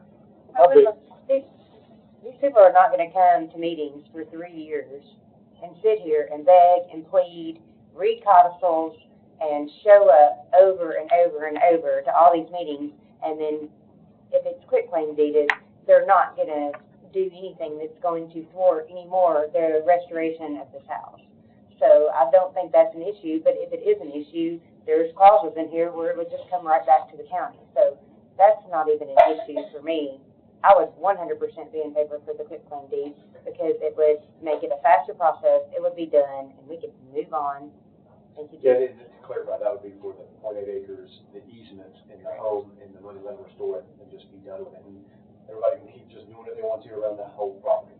My problem with kicking this can any further than this month is the learning curve that's going to be lost. Because, you know, we've dealt with this whole commission, And, then we're gonna have new people come in here that are gonna have to start from zero. And that's scary. But to his point, it took us a long time to catch up. Yes. When it was presented to us, there was a park, we're like, what park? Yeah. And then somebody said, don't forget about the house. What house? November And we learned, and then we found out the budget for the park didn't contain the house. We're like, wait a minute, this doesn't seem right. And we kept learning and learning and learning. It took us a while to catch up. Once we realized what was going on and the egregious error of, or purposeful, leaving out of the house, we backed up and said, hold on a second, we gotta do something to protect this house. And so we learned for a long time, then we tried a lot of action that went nowhere because the stumbling blocks were put in front of us. Would it be proper to read the quitclaim deed to make everybody feel at ease with that? It's only one page. So to you. I'll read it. Can I point something out real quick, because this may be a problem? Sure. I just want to put it out here now. I have to put some more research into it, but basically, we have a statute that authorizes county, this is assuming the school board's not even involved. It authorizes the county to dispose of real property at nominal cost to certain nonprofit corporations. Basically says that the county, upon 2/3 vote of the legislative body, may dispose of real property at a nominal cost by private negotiation and sale to a nonprofit corporation that has received a determination of exemption from the Internal Revenue Service pursuant to 26 U.S.C. 501c3. So I just want you all to understand, as we go down these roads, we may hit new hurdles. Well, you're just talking about, was that a state statute or is that a case law you just read? That's state statute, What was the number? 57119. 57119. I don't think I included that in the package. Obviously, I wasn't aware of that. So basically, what you're saying is, regardless if you do a quitclaim deed or a lease, it might be contingent upon. We keep running into this. It's not, it is what it is. Yes. And that's good. I just want to point it out. So if they don't get their nonprofit status back until October, November, then that's what it is. That's the timeline. I mean, we can't change that. Exactly. But you're just saying that you found that I'll email you tomorrow and ask the court or something if you can send that to me. I'd like to do it. So essentially, though, with that, the request or the motion, and I'm just going to throw this out there, could be that this could be done as a quitclaim deed to the Friends of the Latimer House, William and Martha Park, with the understanding that if they do not get their 501c status from the Internal Revenue, then it would be reverted back to the county. That could be the motion, and that's it. That's what I have. Well, that's I think what it's been proposed on. But, Yeah. But what I was arguing, I think the law record is countering, is that we shouldn't have to wait until we get that back. Let's just do it now, let them get started. But for some reason, if it doesn't happen, then they got to give it back. At least they got started. We're not waiting until December. They can start. They can start in September, October, like in the fall. Because once you get December, you're getting into winter months and rain, and you're getting into spring. And here we go. We're going into 11 years of nothing being done on this property. But what the law director is saying is that we might have to wait, regardless whether it's a quitclaim deed or a lease, to transfer property to them in money. They've been waiting 3.5 years. They've been coming since November 2023, every single month. 3 years. Yeah, 3 every years. single month. So a few more months isn't going to make them go home and not come back. They'll be back. Well, I think Commissioner Schmidt's point is not having another commission just debating and arguing. Well, they'll have to hear it. For another 4 years. They'll have to hear it. What I'm saying though is, I mean, I know somebody said something about, oh, the school board won't like that. Well, gee whiz, the school board back in the early 2000s, quitclaim deed Union School, the old Union School in Gallatin, to the Shalom Center for $1. So they give away school property to Right. county property to a nonprofit. Right, It's a big structure. and a lot of acreage. So the it school can board be has a done. precedent of doing this. Yeah, it can be done, and I have the paperwork to prove that. That's good to know. So you could have the county commission approve this, and you can have the school board not approve it if they have to be involved in that regard. So then that's going to be a problem citizens will have to have with the school board of being obstructionists at that point. So there's a lot of hurdles here. Still. I would say and he's right, they probably need to, take get their funds together and get them an attorney who can guide them through the process so that they have attorney privilege with their lawyer about what they're doing. They can represent them, and it gives precedent, you know. It's not just, I don't know. I don't know what they're gonna do, I'm not gonna tell them. I get it, but I'm just saying that the quitclaim So- deed is a much better way to go than a lease. Do you wanna read it real quick? Thing. I mean, I don't wanna keep Yeah, taking, I wanna make it. I was gonna read it real quick. Page 24. Anybody else have a copy of it? So, 25. no, 24 is where it starts. Okay.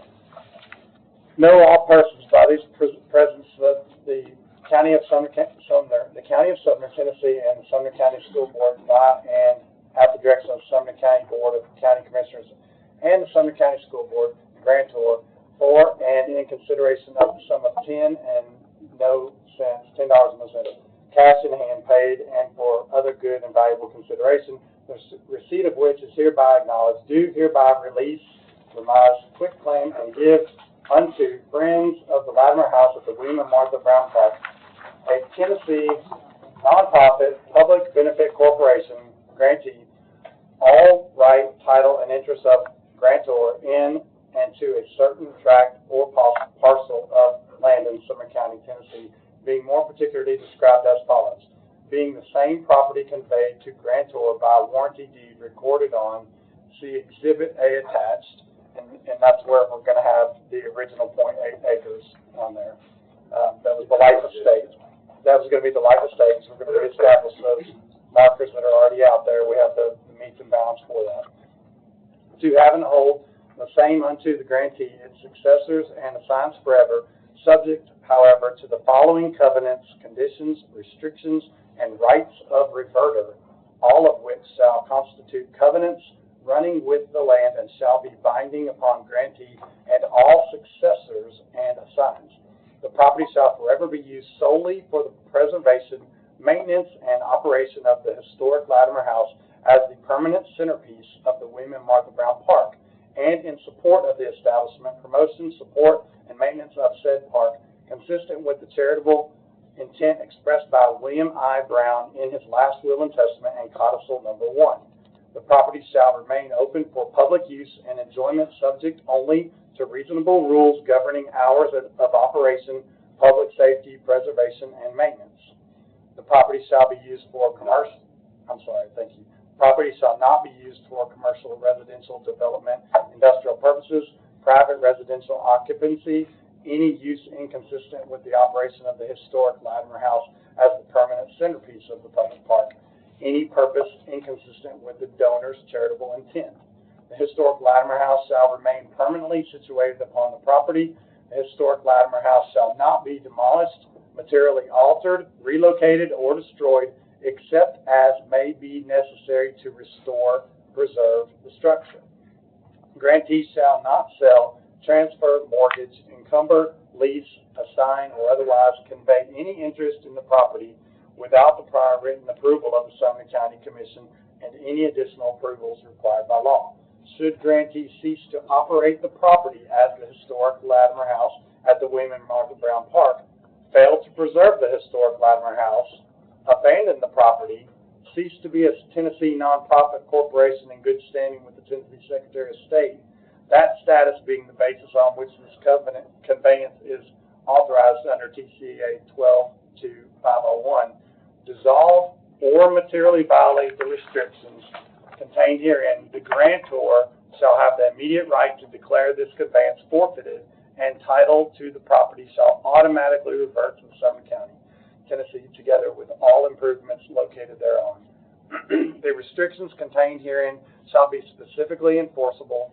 Grantor may pursue any remedy available at law or in equity, including specific performance, injunctive relief, declaratory judgment, quiet title, reentry, or any other remedy authorized under Tennessee law. Failure of grantor to enforce any restrictions shall not constitute a waiver of future enforcement. Pretty basic. So, Protections are in place. well, I'm just curious, straw poll, like, this table, I think there's 8 of us commissioners and 1 school board member. Would you all be in favor of a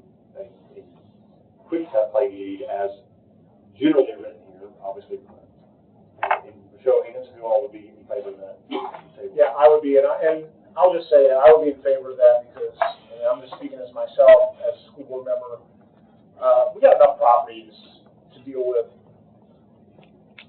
You know, the school board has 52 buildings, millions of square foot space that we have to manage. I think it's a relief to know that there's going to be a nonprofit that's going to manage this without us having to, you know, helicopter parent over this property. And like I said, we have enough properties to deal with, and so that's why I would support this. I think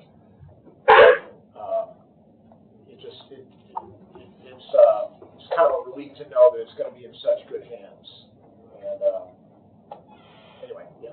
So the school board member you're supporting a quick claim deed. We have 8 commissioners here that would. To what you're saying, in the county mayor's memo that he proposed, he says direct county operation of a house and neighborhood park is neither the county's core function nor the most faithful way to honor a gift that calls for ongoing care, promotion, and preservation. So even the county mayor acknowledges that the county needs a solution that places the property in devoted hands, keeps the restricted funds locked to the purpose Mr. Brown named, and delivers the park at the address Mr. Brown specified. So, and I just want to say that those funds that are specified under with a quick claim will stretch way further than they would going in government red tape. I mean, we might could get that done. I mean, the house could get way farther. we've got a budget. We have a budget of $507,000 we came up with in June of 2025. That included a 10% contingency on the entire project. It also included $30,000 in architectural fees. Now, Mr. Coker has already told us that just a residential home, it doesn't need an architect. The only reason an architect is involved is because if it's a county-owned building, state law requires any construction done over $50,000, you are mandated by law to hire an architect. Now, this is some lobbyists back in the day who had a friend at Capitol Hill who wanted to have their friends be able to be on projects. So that's how that state law really came about. On top of that, you have the bid. Well, so another problem is any county property, their procurement and financing property and bids, anything over $25,000, you have to send it out to be competitively bid, put on the county website, 4 to 6 weeks. People come out, it's a closed bid, they open it up, and they pick whoever the lowest bidder is. And so there's a lot of hurdles to the county owning this property to slow this down. But if we were to give this property to them, I want to make sure that we cancel the architect contract. I don't know why the county mayor signed it on July 22nd, the same day I think that he actually sent that proposal to the Gen Ops committee, because now it's basically if you want to use these architects to spend another $40,000, which isn't necessary. And so if we can save $40,000 and cancel, we have 7 days to cancel the contract with an architect, and that's how it's written, and we can do that. So I would propose, Gen Ops, you guys do that next week as part of this, that you cancel that or put it on, suspend it, because I don't know how they're starting to drain money down, because we could do this project for $490,000, renovate the entire house. That includes landscaping, parking area, lighting, security, stuff like that, and then have almost $80,000 or $90,000 left over in the restricted fund to maintain the house. That goes for a lot of maintenance, a lot of years forward. And park. And the park. The 1 acre park maintains that, the grass, getting rid of invasive weed species, planting natural grasses, whatever, trees, fencing, around it, all those things that may constitute a park, put some benches up there, whatever. But it definitely financially makes a ton more sense to get out of the county's hands, because you are, whether it's even according to the law director, a lease would also do that, according to the Attorney General's opinion that I spoke to him about. But I didn't think that a lease would allow the county, being the owner, that they could get out of all these requirements, but they can, according to the Attorney General's opinion. When a county leases a property to some other entity and they're controlling it, that entity does not fall under the state laws that the county is required to use. So we're talking saving easily $30,000, $40,000 off the top that could go towards preservation of this home and park, which is a huge, huge thing that needs to happen. So, but that only happens if we actually quick claim deed this to them as fast as possible, or at least that's very liberal towards them, like the quick claim deed would be. I've got a question. I could ask statute you gave, 57119, where you talked about, how the county could quit claim deed the property, you'd mentioned 2/3 vote. Is the hurdle majority only for the lease version? I have to double check that, I don't have an answer. So that's where I guess I'm confused on, also state law, because of statute 12-2-501 for selling / giving this property to them, it's only a majority vote of, and it doesn't require a 501c3. So we've got competing state statutes going on here, so I guess I need clarification, because according to 12-2-501, it's a majority vote. It doesn't have to be about 501c3, and you can give them the property. So that is a big question I have. Thank you for printing that out. Where do you see that? What paragraph? Top paragraph. Page 32? Yes. Yeah. Upon majority vote, just majority vote. It's the middle, second sentence, right there, middle of the paragraph. Paragraph number what? Just the first paragraph. Okay.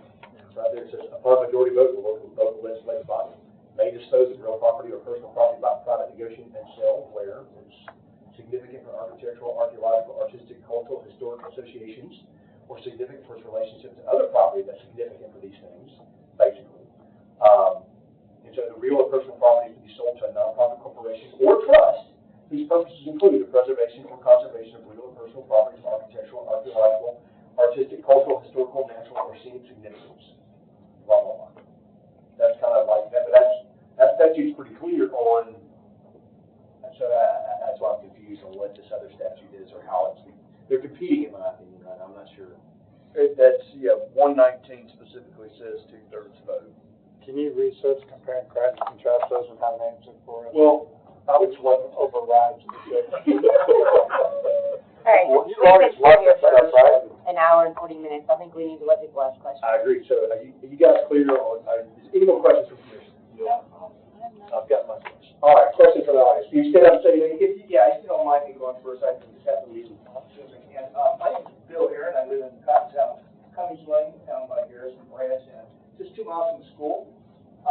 And on a project I did in Cottontown for a couple of years, I learned a lot about the community and people that live in the community.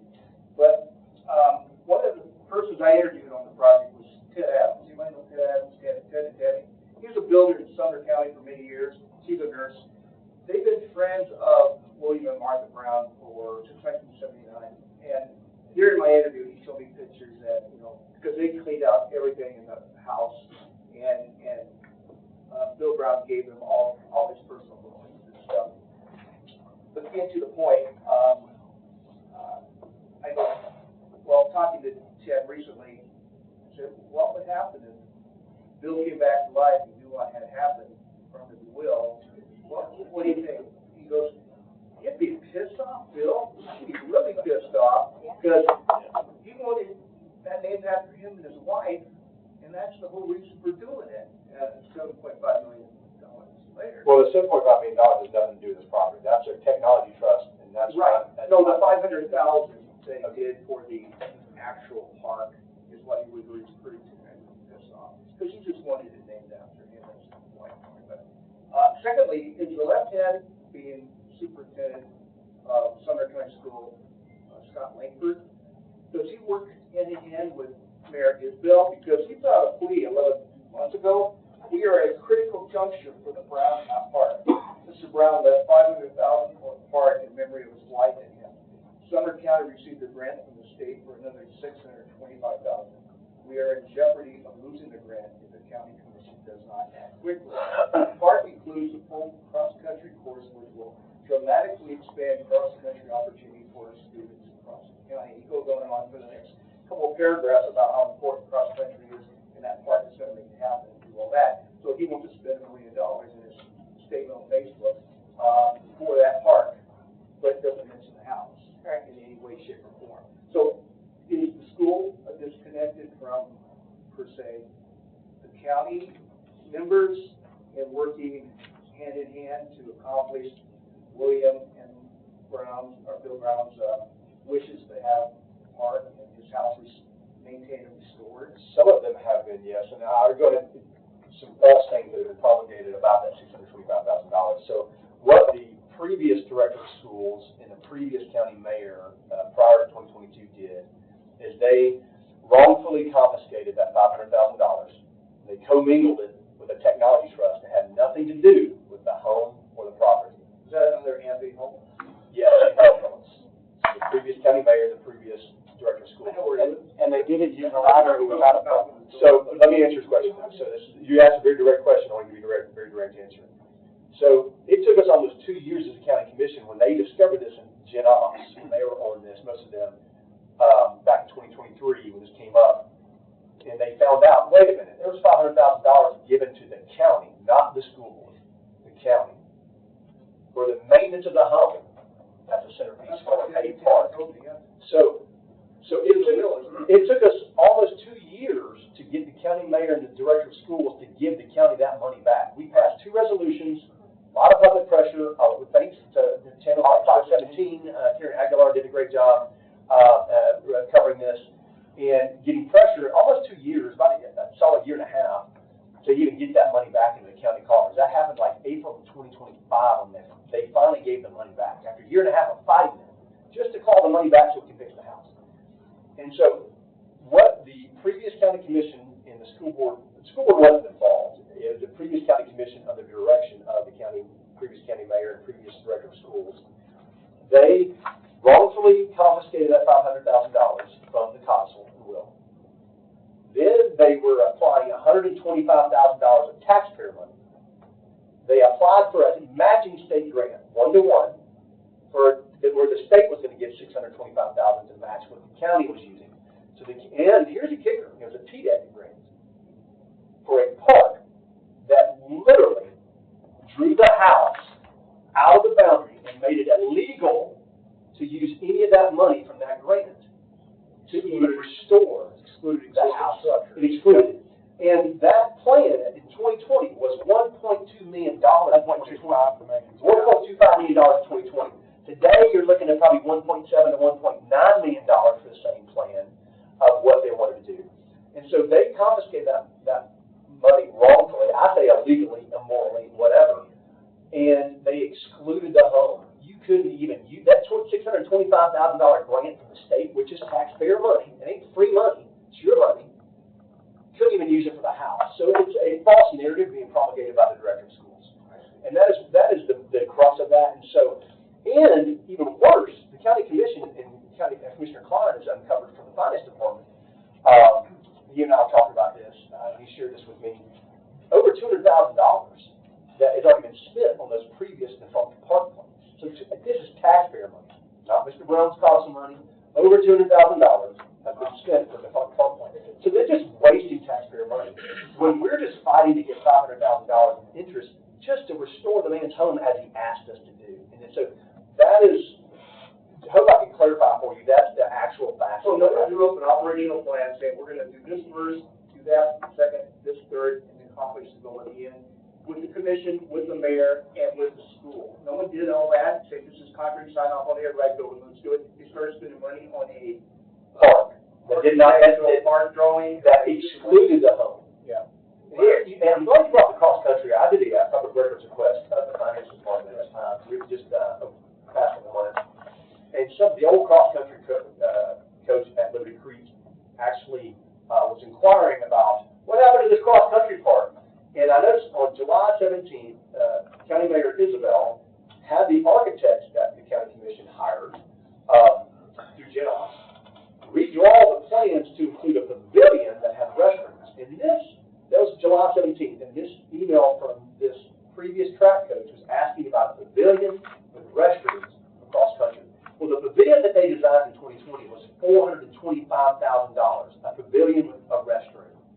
So the county mayor doesn't have authority, in my opinion, to supersede the will of the General Operations Committee that met April 16th, 2026, gave instructions, selective demo, so the architects can come up with a plan that we can put it out to bid. This is for all the lease stuff that already happened 3 weeks ago, and quit playing these conversations. So the problem is, now the county mayor has instructed the architect, which costs money, for them to modify a plan to put a pavilion with a restroom that would cost $425,000. Well, where's the money gonna come from the House? Like, that's not part of what it's not what general office approved in April, and it's not what anybody asked for, but the county mayor with no authority went and had the architect do that. That's a problem. So I'm glad you brought up the cross-country aspect, and I don't know if you want to speak to it at all. I mean, to my knowledge, there's no proposal of a cross-country course at that park. And there's nothing stopping us from having a cross-country course there right now. Your space for week was on 11 months ago, some pages. Right, yeah, that's the first time anyone had heard that, to my knowledge, was in that video that was posted on Facebook. And so, yeah, and now the original park plan that from 2020, it included, it had a trailhead, an overlook area, amphitheater, trails, parking, creek crossing, and a pavilion, but there was nothing in this diagram or in any of these, about a cross-country course. And again, that's 88 acres there. There's nothing stopping a cross-country course from being there right now. So I think that was just trying to leverage athletics to influence a decision, and that was around the time of all this bleacher stuff going on, and so yeah, to my knowledge, that was not ever it was never in jeopardy if there was a cross-country course. It was never a part of a park plan. It was not right. It was never. The ludicrous part about it is cross-country can literally be run anywhere. I was on the cross-country. Yeah, it's designed to run out. You got 88 acres in that parcel. You mow a path, you can go anywhere. And so, last one I get out of here. Peyton Kennedy of ABC2 News, WKRN, I apologize. 2025 interviewed Mayor Isbell and asked about the project he's undertaking in Cottontown to restore and do flood mitigation and all that good stuff. And I quoted him, we value, this is Mayor Isbell saying, we value our history of Sumner County. We love it. My great-great-great-grandfather purchased the land here in Sumner County in 1788. My great-great-uncle Zachariah Isbell was one of the 13 who signed the compact behind Tennessee before it becomes a state. And he wants to make sure historical sites are protected, quote unquote, and he wants to make sure there's a concerted effort to protect it in the future. Historical sites are protected, set aside money to protect them, quote unquote. So that was in 25. And I'm sure he's working hand in hand with you guys to accomplish that. Absolutely not. So you'll take this or you want to take this? Find it online. That came after much pressure from citizens and commissioners. A few commissioners that are sitting at this table actually walked those creeks in Cottontown, saw the flooding. I mean, had rubber boots on and tried to determine ourselves. She had heels on. She stayed on the bank. But we were there in pouring down rain to see how it really acted, and we wanted to see where the actual flooding was coming from, and we determined it had been from years of neglect of nobody cleaning out the creeks. Back in the days, the farmers would go get gravel and put it on their land and stuff. But since all the restrictiveness of TDEC and the Corps of Engineers make it to where you have to get a permit, that prevented people from just going in without applying for a permit. It's been told from the county mayor's position, the previous county mayor and the current county mayor, that you cannot do that without a permit. Well, nobody ever said how to get a permit. It's very easy to get a permit. We found out you just go down and ask them, and there's certain stipulations you have to go by, and you can go in there and get gravel and do whatever you want to do. It's pretty easy to do. I think it's a phone call even, right? Yeah. And you can do it while you're waiting for the permit to be approved, as long as you stay within the bounds they say. So not doing any cleanup was Neglectful. It was neglectful, but it was wrong information being passed to the citizens that you can't do this. You can't do this without a permit. It should have been being done for decades, and after the flood of 2010, a lot of things were damaged that never got fixed. And so we did a lot of the work. We contacted Army Corps of Engineers and TDEC. We met with them on site without the mayor. He was never there. they finally started talking about doing some of the work, and it was then that Mayor John Isabel came in and acted and signed off on it to be done and did the interview. But all the preliminary work was done by commissioners that cared about Cottontown. When we had the planning director, we walked with our Corps of Engineers, the TDEC, and the planning director, and a couple of us, we walked those creeks and told them the problems. And then the planning director came up with a plan for that flood mitigation, and that we've approved in our budgets for Cottontown, including even purchasing a dilapidated home, not a historic home, that was like causing, that's what's causing a lot of flooding. I asked him, Bill, if I could buy the old post office, small little house. Draper House. Draper House. Well, not the Draper House, the one next to it. Yes, the post office and Draper House are connected. They were connected by a greenway. So Right. That's the historic Draper House, Yeah, and he said it's not, so I guess there's, Well, we stopped, they were going to tear it down, and we stopped them from tearing it down. They told them, they tore down the old Cottontown Community Center, which is a schoolhouse in the 1800s, and there was nothing wrong with it. And So the county's trying to buy the Church of Christ so they can tear it down and make a greenway. But the Church of Christ says nicely, no. Correct. Yeah. Well, it all comes down to Greenway. That's what started this. Any other questions? Anybody else have questions? Everybody, good job. Thank you, Mr. Aaron. Any questions out there? About what we talked about here? Got the bullet. You mentioned the Church of Christ. I'm a member of the Church of Christ. Okay, there you go. I believe I met with you down there. David and I had a meeting at the Church of Christ, Pretty much into this, at the very beginning. I remember you coming down there. I got a question. I am Robert Dickinson, second in Sumner County my whole life. It's very educational on everything I learned here, everything I watched, everything I didn't know about. And whether you get a quick thing going or it goes over to the next commission, it's still going to be educational. The people that take on the restoration, do they have like boundaries where, I'll say because I saw it at the bridal house, they had plates. They look like very expensive plates. It was part of the restoration of their home. So the people that take on this project, do they have like 10% for like accessories, 10% for certain things, and then 10%, or is it just one? You talking about like refurbishing it? For any of it, do they have like boundaries set? Because if they end up doing something else with their time and it reverts back, how can you say that $500,000 didn't go to, to 1 year? Or is it, do you have like a template on? We've got a published budget that's been a part of the county records for the past 14 months, that we have actually breakdown of all that is proposed in the budget to be spent on. So the restoration, you got to do selective demo, restoration, and preservation of the home, and what it's for. And the bulk of it is going to be, it's all for just your main construction items. And so, if it seems like you're talking about retrofitting it, like, can you find period pieces of here's what the living room is like with chairs and stuff like that. Because that's the idea. That's the goal of furnishings, but we haven't got that far yet. I mean, that is Way down there. well, that's way down there. We can't even. We've been fighting for 3 years. We've got a plan ready.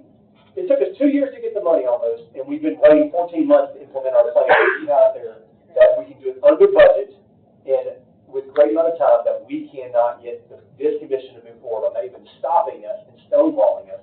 The county mayor, it's frustrating, and these guys are here because they're frustrated. We're here because we're frustrated.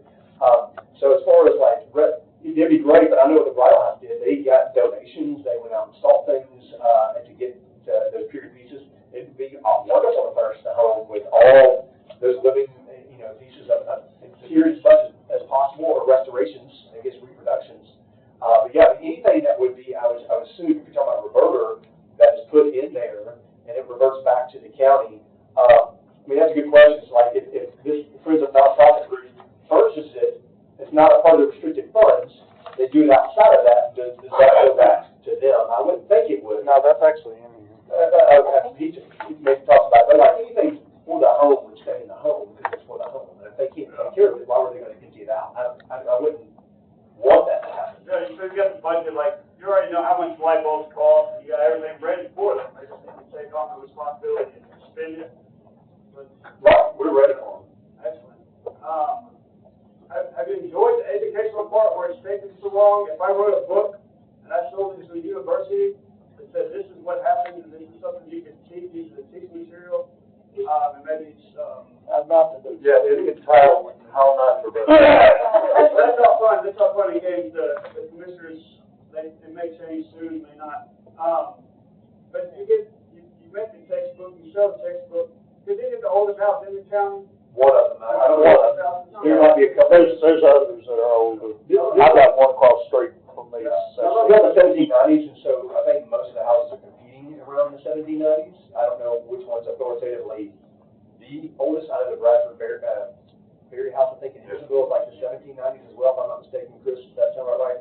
Chris? 94, I think it is. This is Chris Coker. He is the contractor we work with. We've hired to do the work, but he's worked on Ford. He's worked on Rosemont. He's worked on the Bridal House. You could take all this information and maybe use it on a different house, like the house you were talking about, so it's pretty much be finished. The problem is, you're gonna have new commissions over that period of time, and they're gonna choose to do things at their will. Are you talking about this house or a different house? He's saying we can use this for Yeah, other that's projects in the future. That education part, there's so much money in that education part, I absolutely love it, no matter how it plays out, the man got the educational part out of it we wanted. Minus the part where they named it after him and his wife, but I love that part, I'm glad you guys are here, I'm glad you frustrated them, I'm glad you're gathering so much about it, and, have a plan built that someone else can use, even a new commission for other houses. I'm really glad you guys are here, I'm gonna thank you for that. I know it's been long, you've been working through it and doing it for a long time. I think that you can take all these tools, all this information, and just easily switch it to another house, like that. And the new commission won't be able to say anything, because you worked out all the details. Well, my recommendation is anybody's not to leave property or money to the county. I think that's the number one thing. Because I was gonna say that the issue with that is, another commission's will be done despite, you can do anything you want with 13 votes in the county commission. And so if there's a hidden agenda to use that money, to leverage it for something else that you want, that's what happened here. So there's a model there of how it should be done, but that doesn't guarantee they're gonna follow it, because 13 people could change the will of the body, so. This is the back, we got one up here. In the green? Oh, well, you heard. I was just gonna say that we do have older, because Douglas Park is 1786. Oh, yeah, and that's. Beat us about 10 years right there. Yeah, sorry. They're all within that period. Not bad. How is the Douglas Park House run and maintained? Very differently. And how did that happen? So the county commission, the previous one, and I'll say previous one, this was like the 2010 to 12, 14 county commission. So, probably 12, 14 years ago, they got the state to do a grant to actually fund it, which put a lot of restrictions, and they hired, this is our employee that runs it. Part of the grant requirement was to fund an employee full-time to be open 5 days a week, 8 to 5, and it's run as just like this county building is. So that's a totally different thing. We're not doing that, because it's not going through, our recommendations are not to go to any historical society, something like that for him. If you try to do that for him, they're going to make you use iron nails that you chiseled from 1790s, and wear blouses to put together. I mean, it's a totally different thing. So the goal is we've got a limited budget, we can do it under that budget, we're confident of that, and barring no big surprises, and then restore it, make it as replicable as possible to look like this on the outside. This is what's underneath that brick, is this structure. This is like just a watercolor artist rendering of what could be, but this is what the red roof, the back structure, this is what the house can look like. This is actually what it does look like, just probably an uglier version, because it's not been taken care of in 70 years, because it's got brick on it. Next question. All right, question over here. Justin Richardson, you made a comment that kind of led me to wonder about this, and this may be too long of an answer that can be at a different kind of place, but who did Mr. Brown actually leave the property and money to? He did not leave the property to anybody. The county commission bought it. You weren't here when I said that earlier. The county commission bought his home in 150 acres for $1,950,000. So he didn't give it to anybody. What he did do is gave the county $500,000 to restore that home and maintain it as a centerpiece of a park in his and his wife's name, which we've done. We've named the park twice. William and Martha Brown Park. They even named the nonprofit, Friends of the Latimer House, after William and Martha Brown Park. You know, and the money was left to the county for that maintenance of that home as a centerpiece of that park. So that kind of is my question. Why, I understand that the school owns that property. They don't. Well, okay.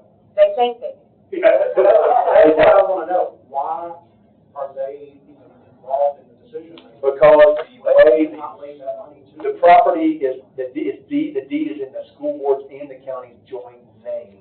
However, the will and council left the money only to the county, not the school board, to maintain it as a park and the home as a centerpiece of the park. So it got convoluted.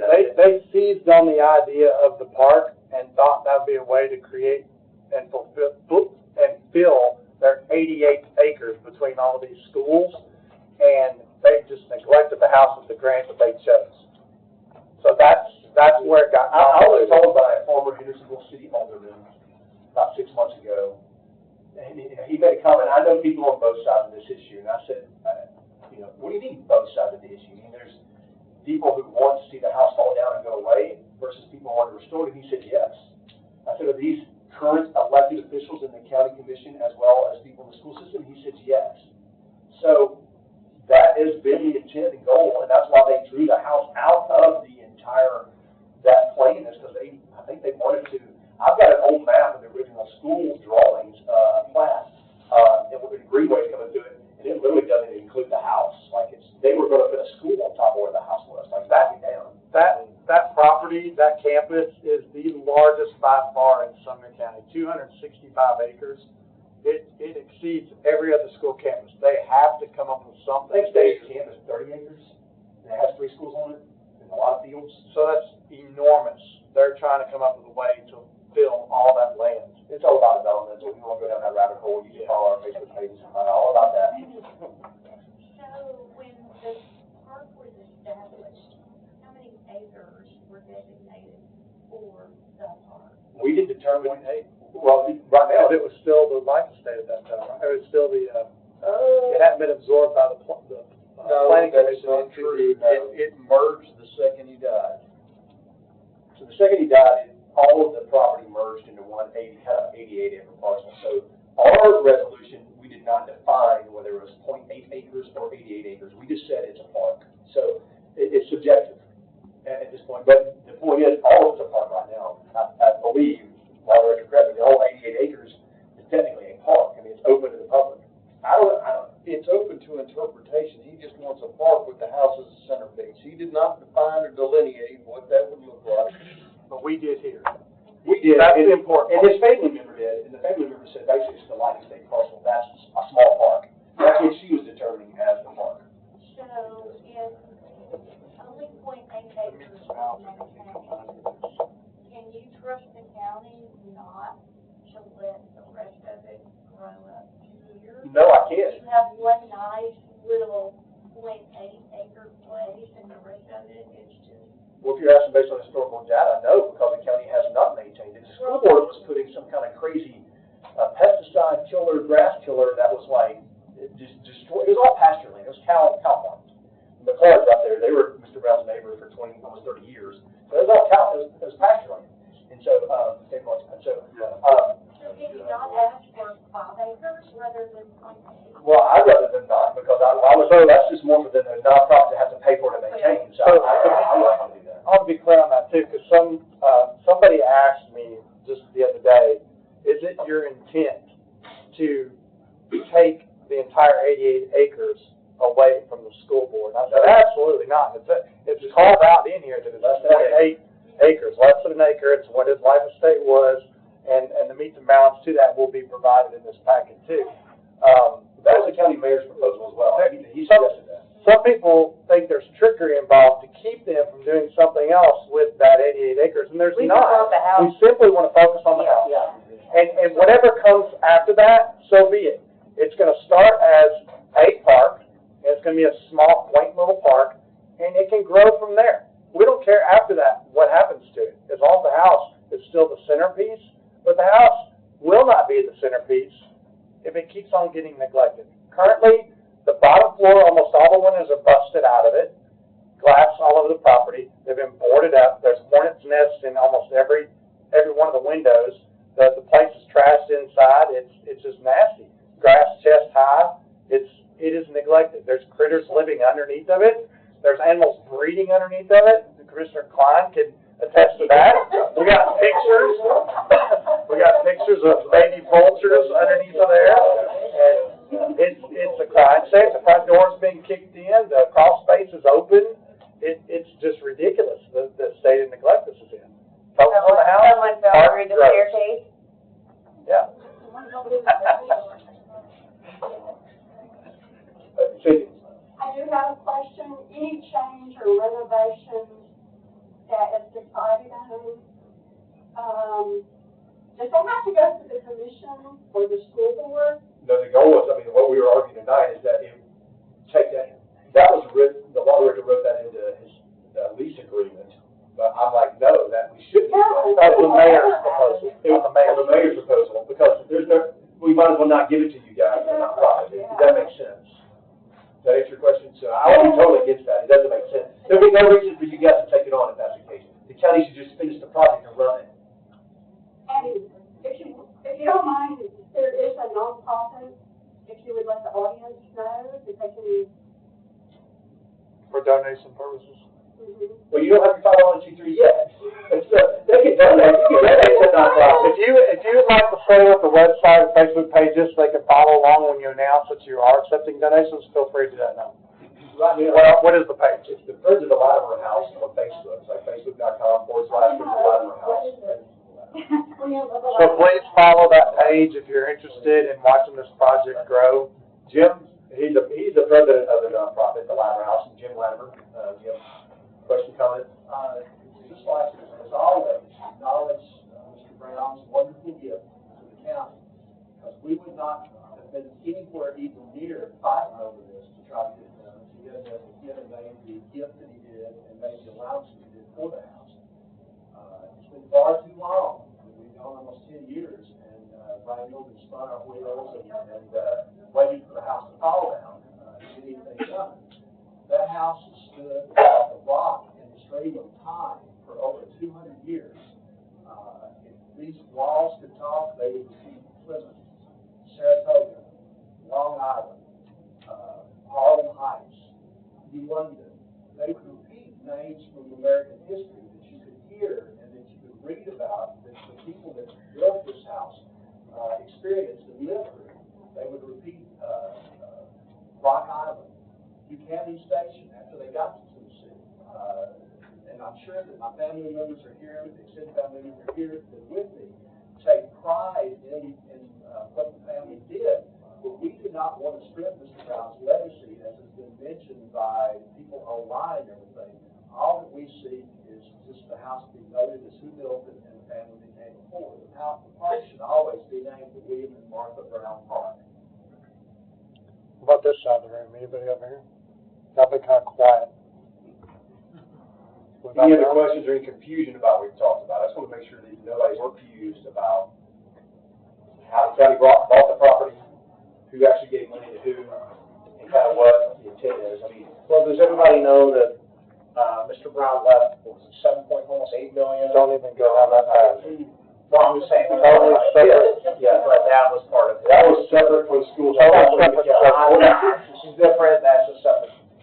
But this is something simple. Like, I don't care if we debate and argue and don't like each other or whatever. Like, this is something we all should be able to agree on and have a win, to be able to hug each other, shake hands, and say, look what we actually accomplished. It's not about not getting along. Like, we've been fighting for 3 years to get this done, and we have people on this commission fighting us to not get it done, including the county mayor. I don't understand it. It's like, it's a win for everybody. This is a beautiful place. Too bad it wasn't ready for the 250th celebration of America when you have a Jonathan Latimer, who was fought the Revolutionary War with Benedict Arnold, who, this is his house. It's his son's house, that part of this process. Like, it's a shame that we missed that opportunity. He only fought on the same side as Benedict. Yeah, he was. On the same side. He is a colonial. But some opinions later on. Benedict Arnold burned the town of New London around. There we go. So, but this should be really easy. So I'm glad you're not. So you guys come back next week, Tuesday at 6:30 p.m. here in this room on the 11th, to the 11th for general operations, and it will be Commissioner Schmidt, Commissioner Jones, Commissioner Janone, and Commissioner Klein are on that committee. And I'm glad thank you guys for coming tonight, so we can. I would like to mention the other commissioners too, because if any of you have Commissioner Rogers, Darrell Rogers, Commissioner Wes Wynn, or Commissioner Ben Harris, you need to reach out to them, because those are the other 3 members of the General Operations Committee. You need to encourage them to support whatever you feel is the right path. Hopefully we've won you onto this path, but if you feel otherwise, talk to your commissioner about it. And likewise, if you have other commissioners that aren't on General Operations, whatever comes out of the General Operations Committee will probably go to the full commission, where all commissioners are going to have to vote on this. So encourage your commissioner. Reach out to who it is. If you don't know who it is, find out. Ask one of us. We'll help you find out. But we need a consensus here. I mean, the chairman of the Genox Committee, Mr. Ben Harris, did call me to let me know that he was going to do a special call meeting over the weekend. And he said, I don't care if we're there at 2 in the morning on the 11th next week. He wants to have a resolution or something to send to the full commission that we can all agree on. So he's committed to being here for 2 in the morning next Tuesday. If you guys are interested, bring your sleeping bags and pillows. Please come to the meeting and help us get this accomplished. I think that this process has helped them, or helped you guys, so you know, we have some questions, some marching orders going into next week for your committee. We debated and discussed this publicly, and Mr. McClaren. Just one quick thing, if you do want to reach out to commissioners, you can reach every one of them at countycommissioners@sumnercountytn.gov. Yes, email the whole county commission. And that goes to every one of them. Yeah. I just want to add that, in addition to that, govototn.com, you enter your address and it will tell you. Who your commissioner is. Yeah. It will tell you who your school board member is. State rep, commissioner, everything. Every district. Anybody that depends on a vote. It goes govototn.com. Just enter your address. It tells every single person that represents you. Or doesn't represent you. Any other questions? I thank you guys for being. I know we've been here a good 2 hours and 15 minutes, and I knew it would be at least 2 hours. Just a lot to discuss. Any other questions from the audience? I mean, we can stay here all night. We're used to it, but we don't want to keep you guys. So please come back next Thursday. Any other questions? I would just tell Next people, Tuesday. Sorry. Thank you. The 11th. just keep emailing your commissioners. I mean, I've had conversations with Commissioner Harris. I feel like he's going to want to get this to the full commission like y'all have said, but that said, I take nothing for granted in life, so just keep those emails going and just let them know. Is everybody starting to sign up sheet that I have passing around? Like, at least right here, if you have it, please do. We would love a record of attendance. Well, thank you guys. We'll conclude this meeting and let you guys go home, and we're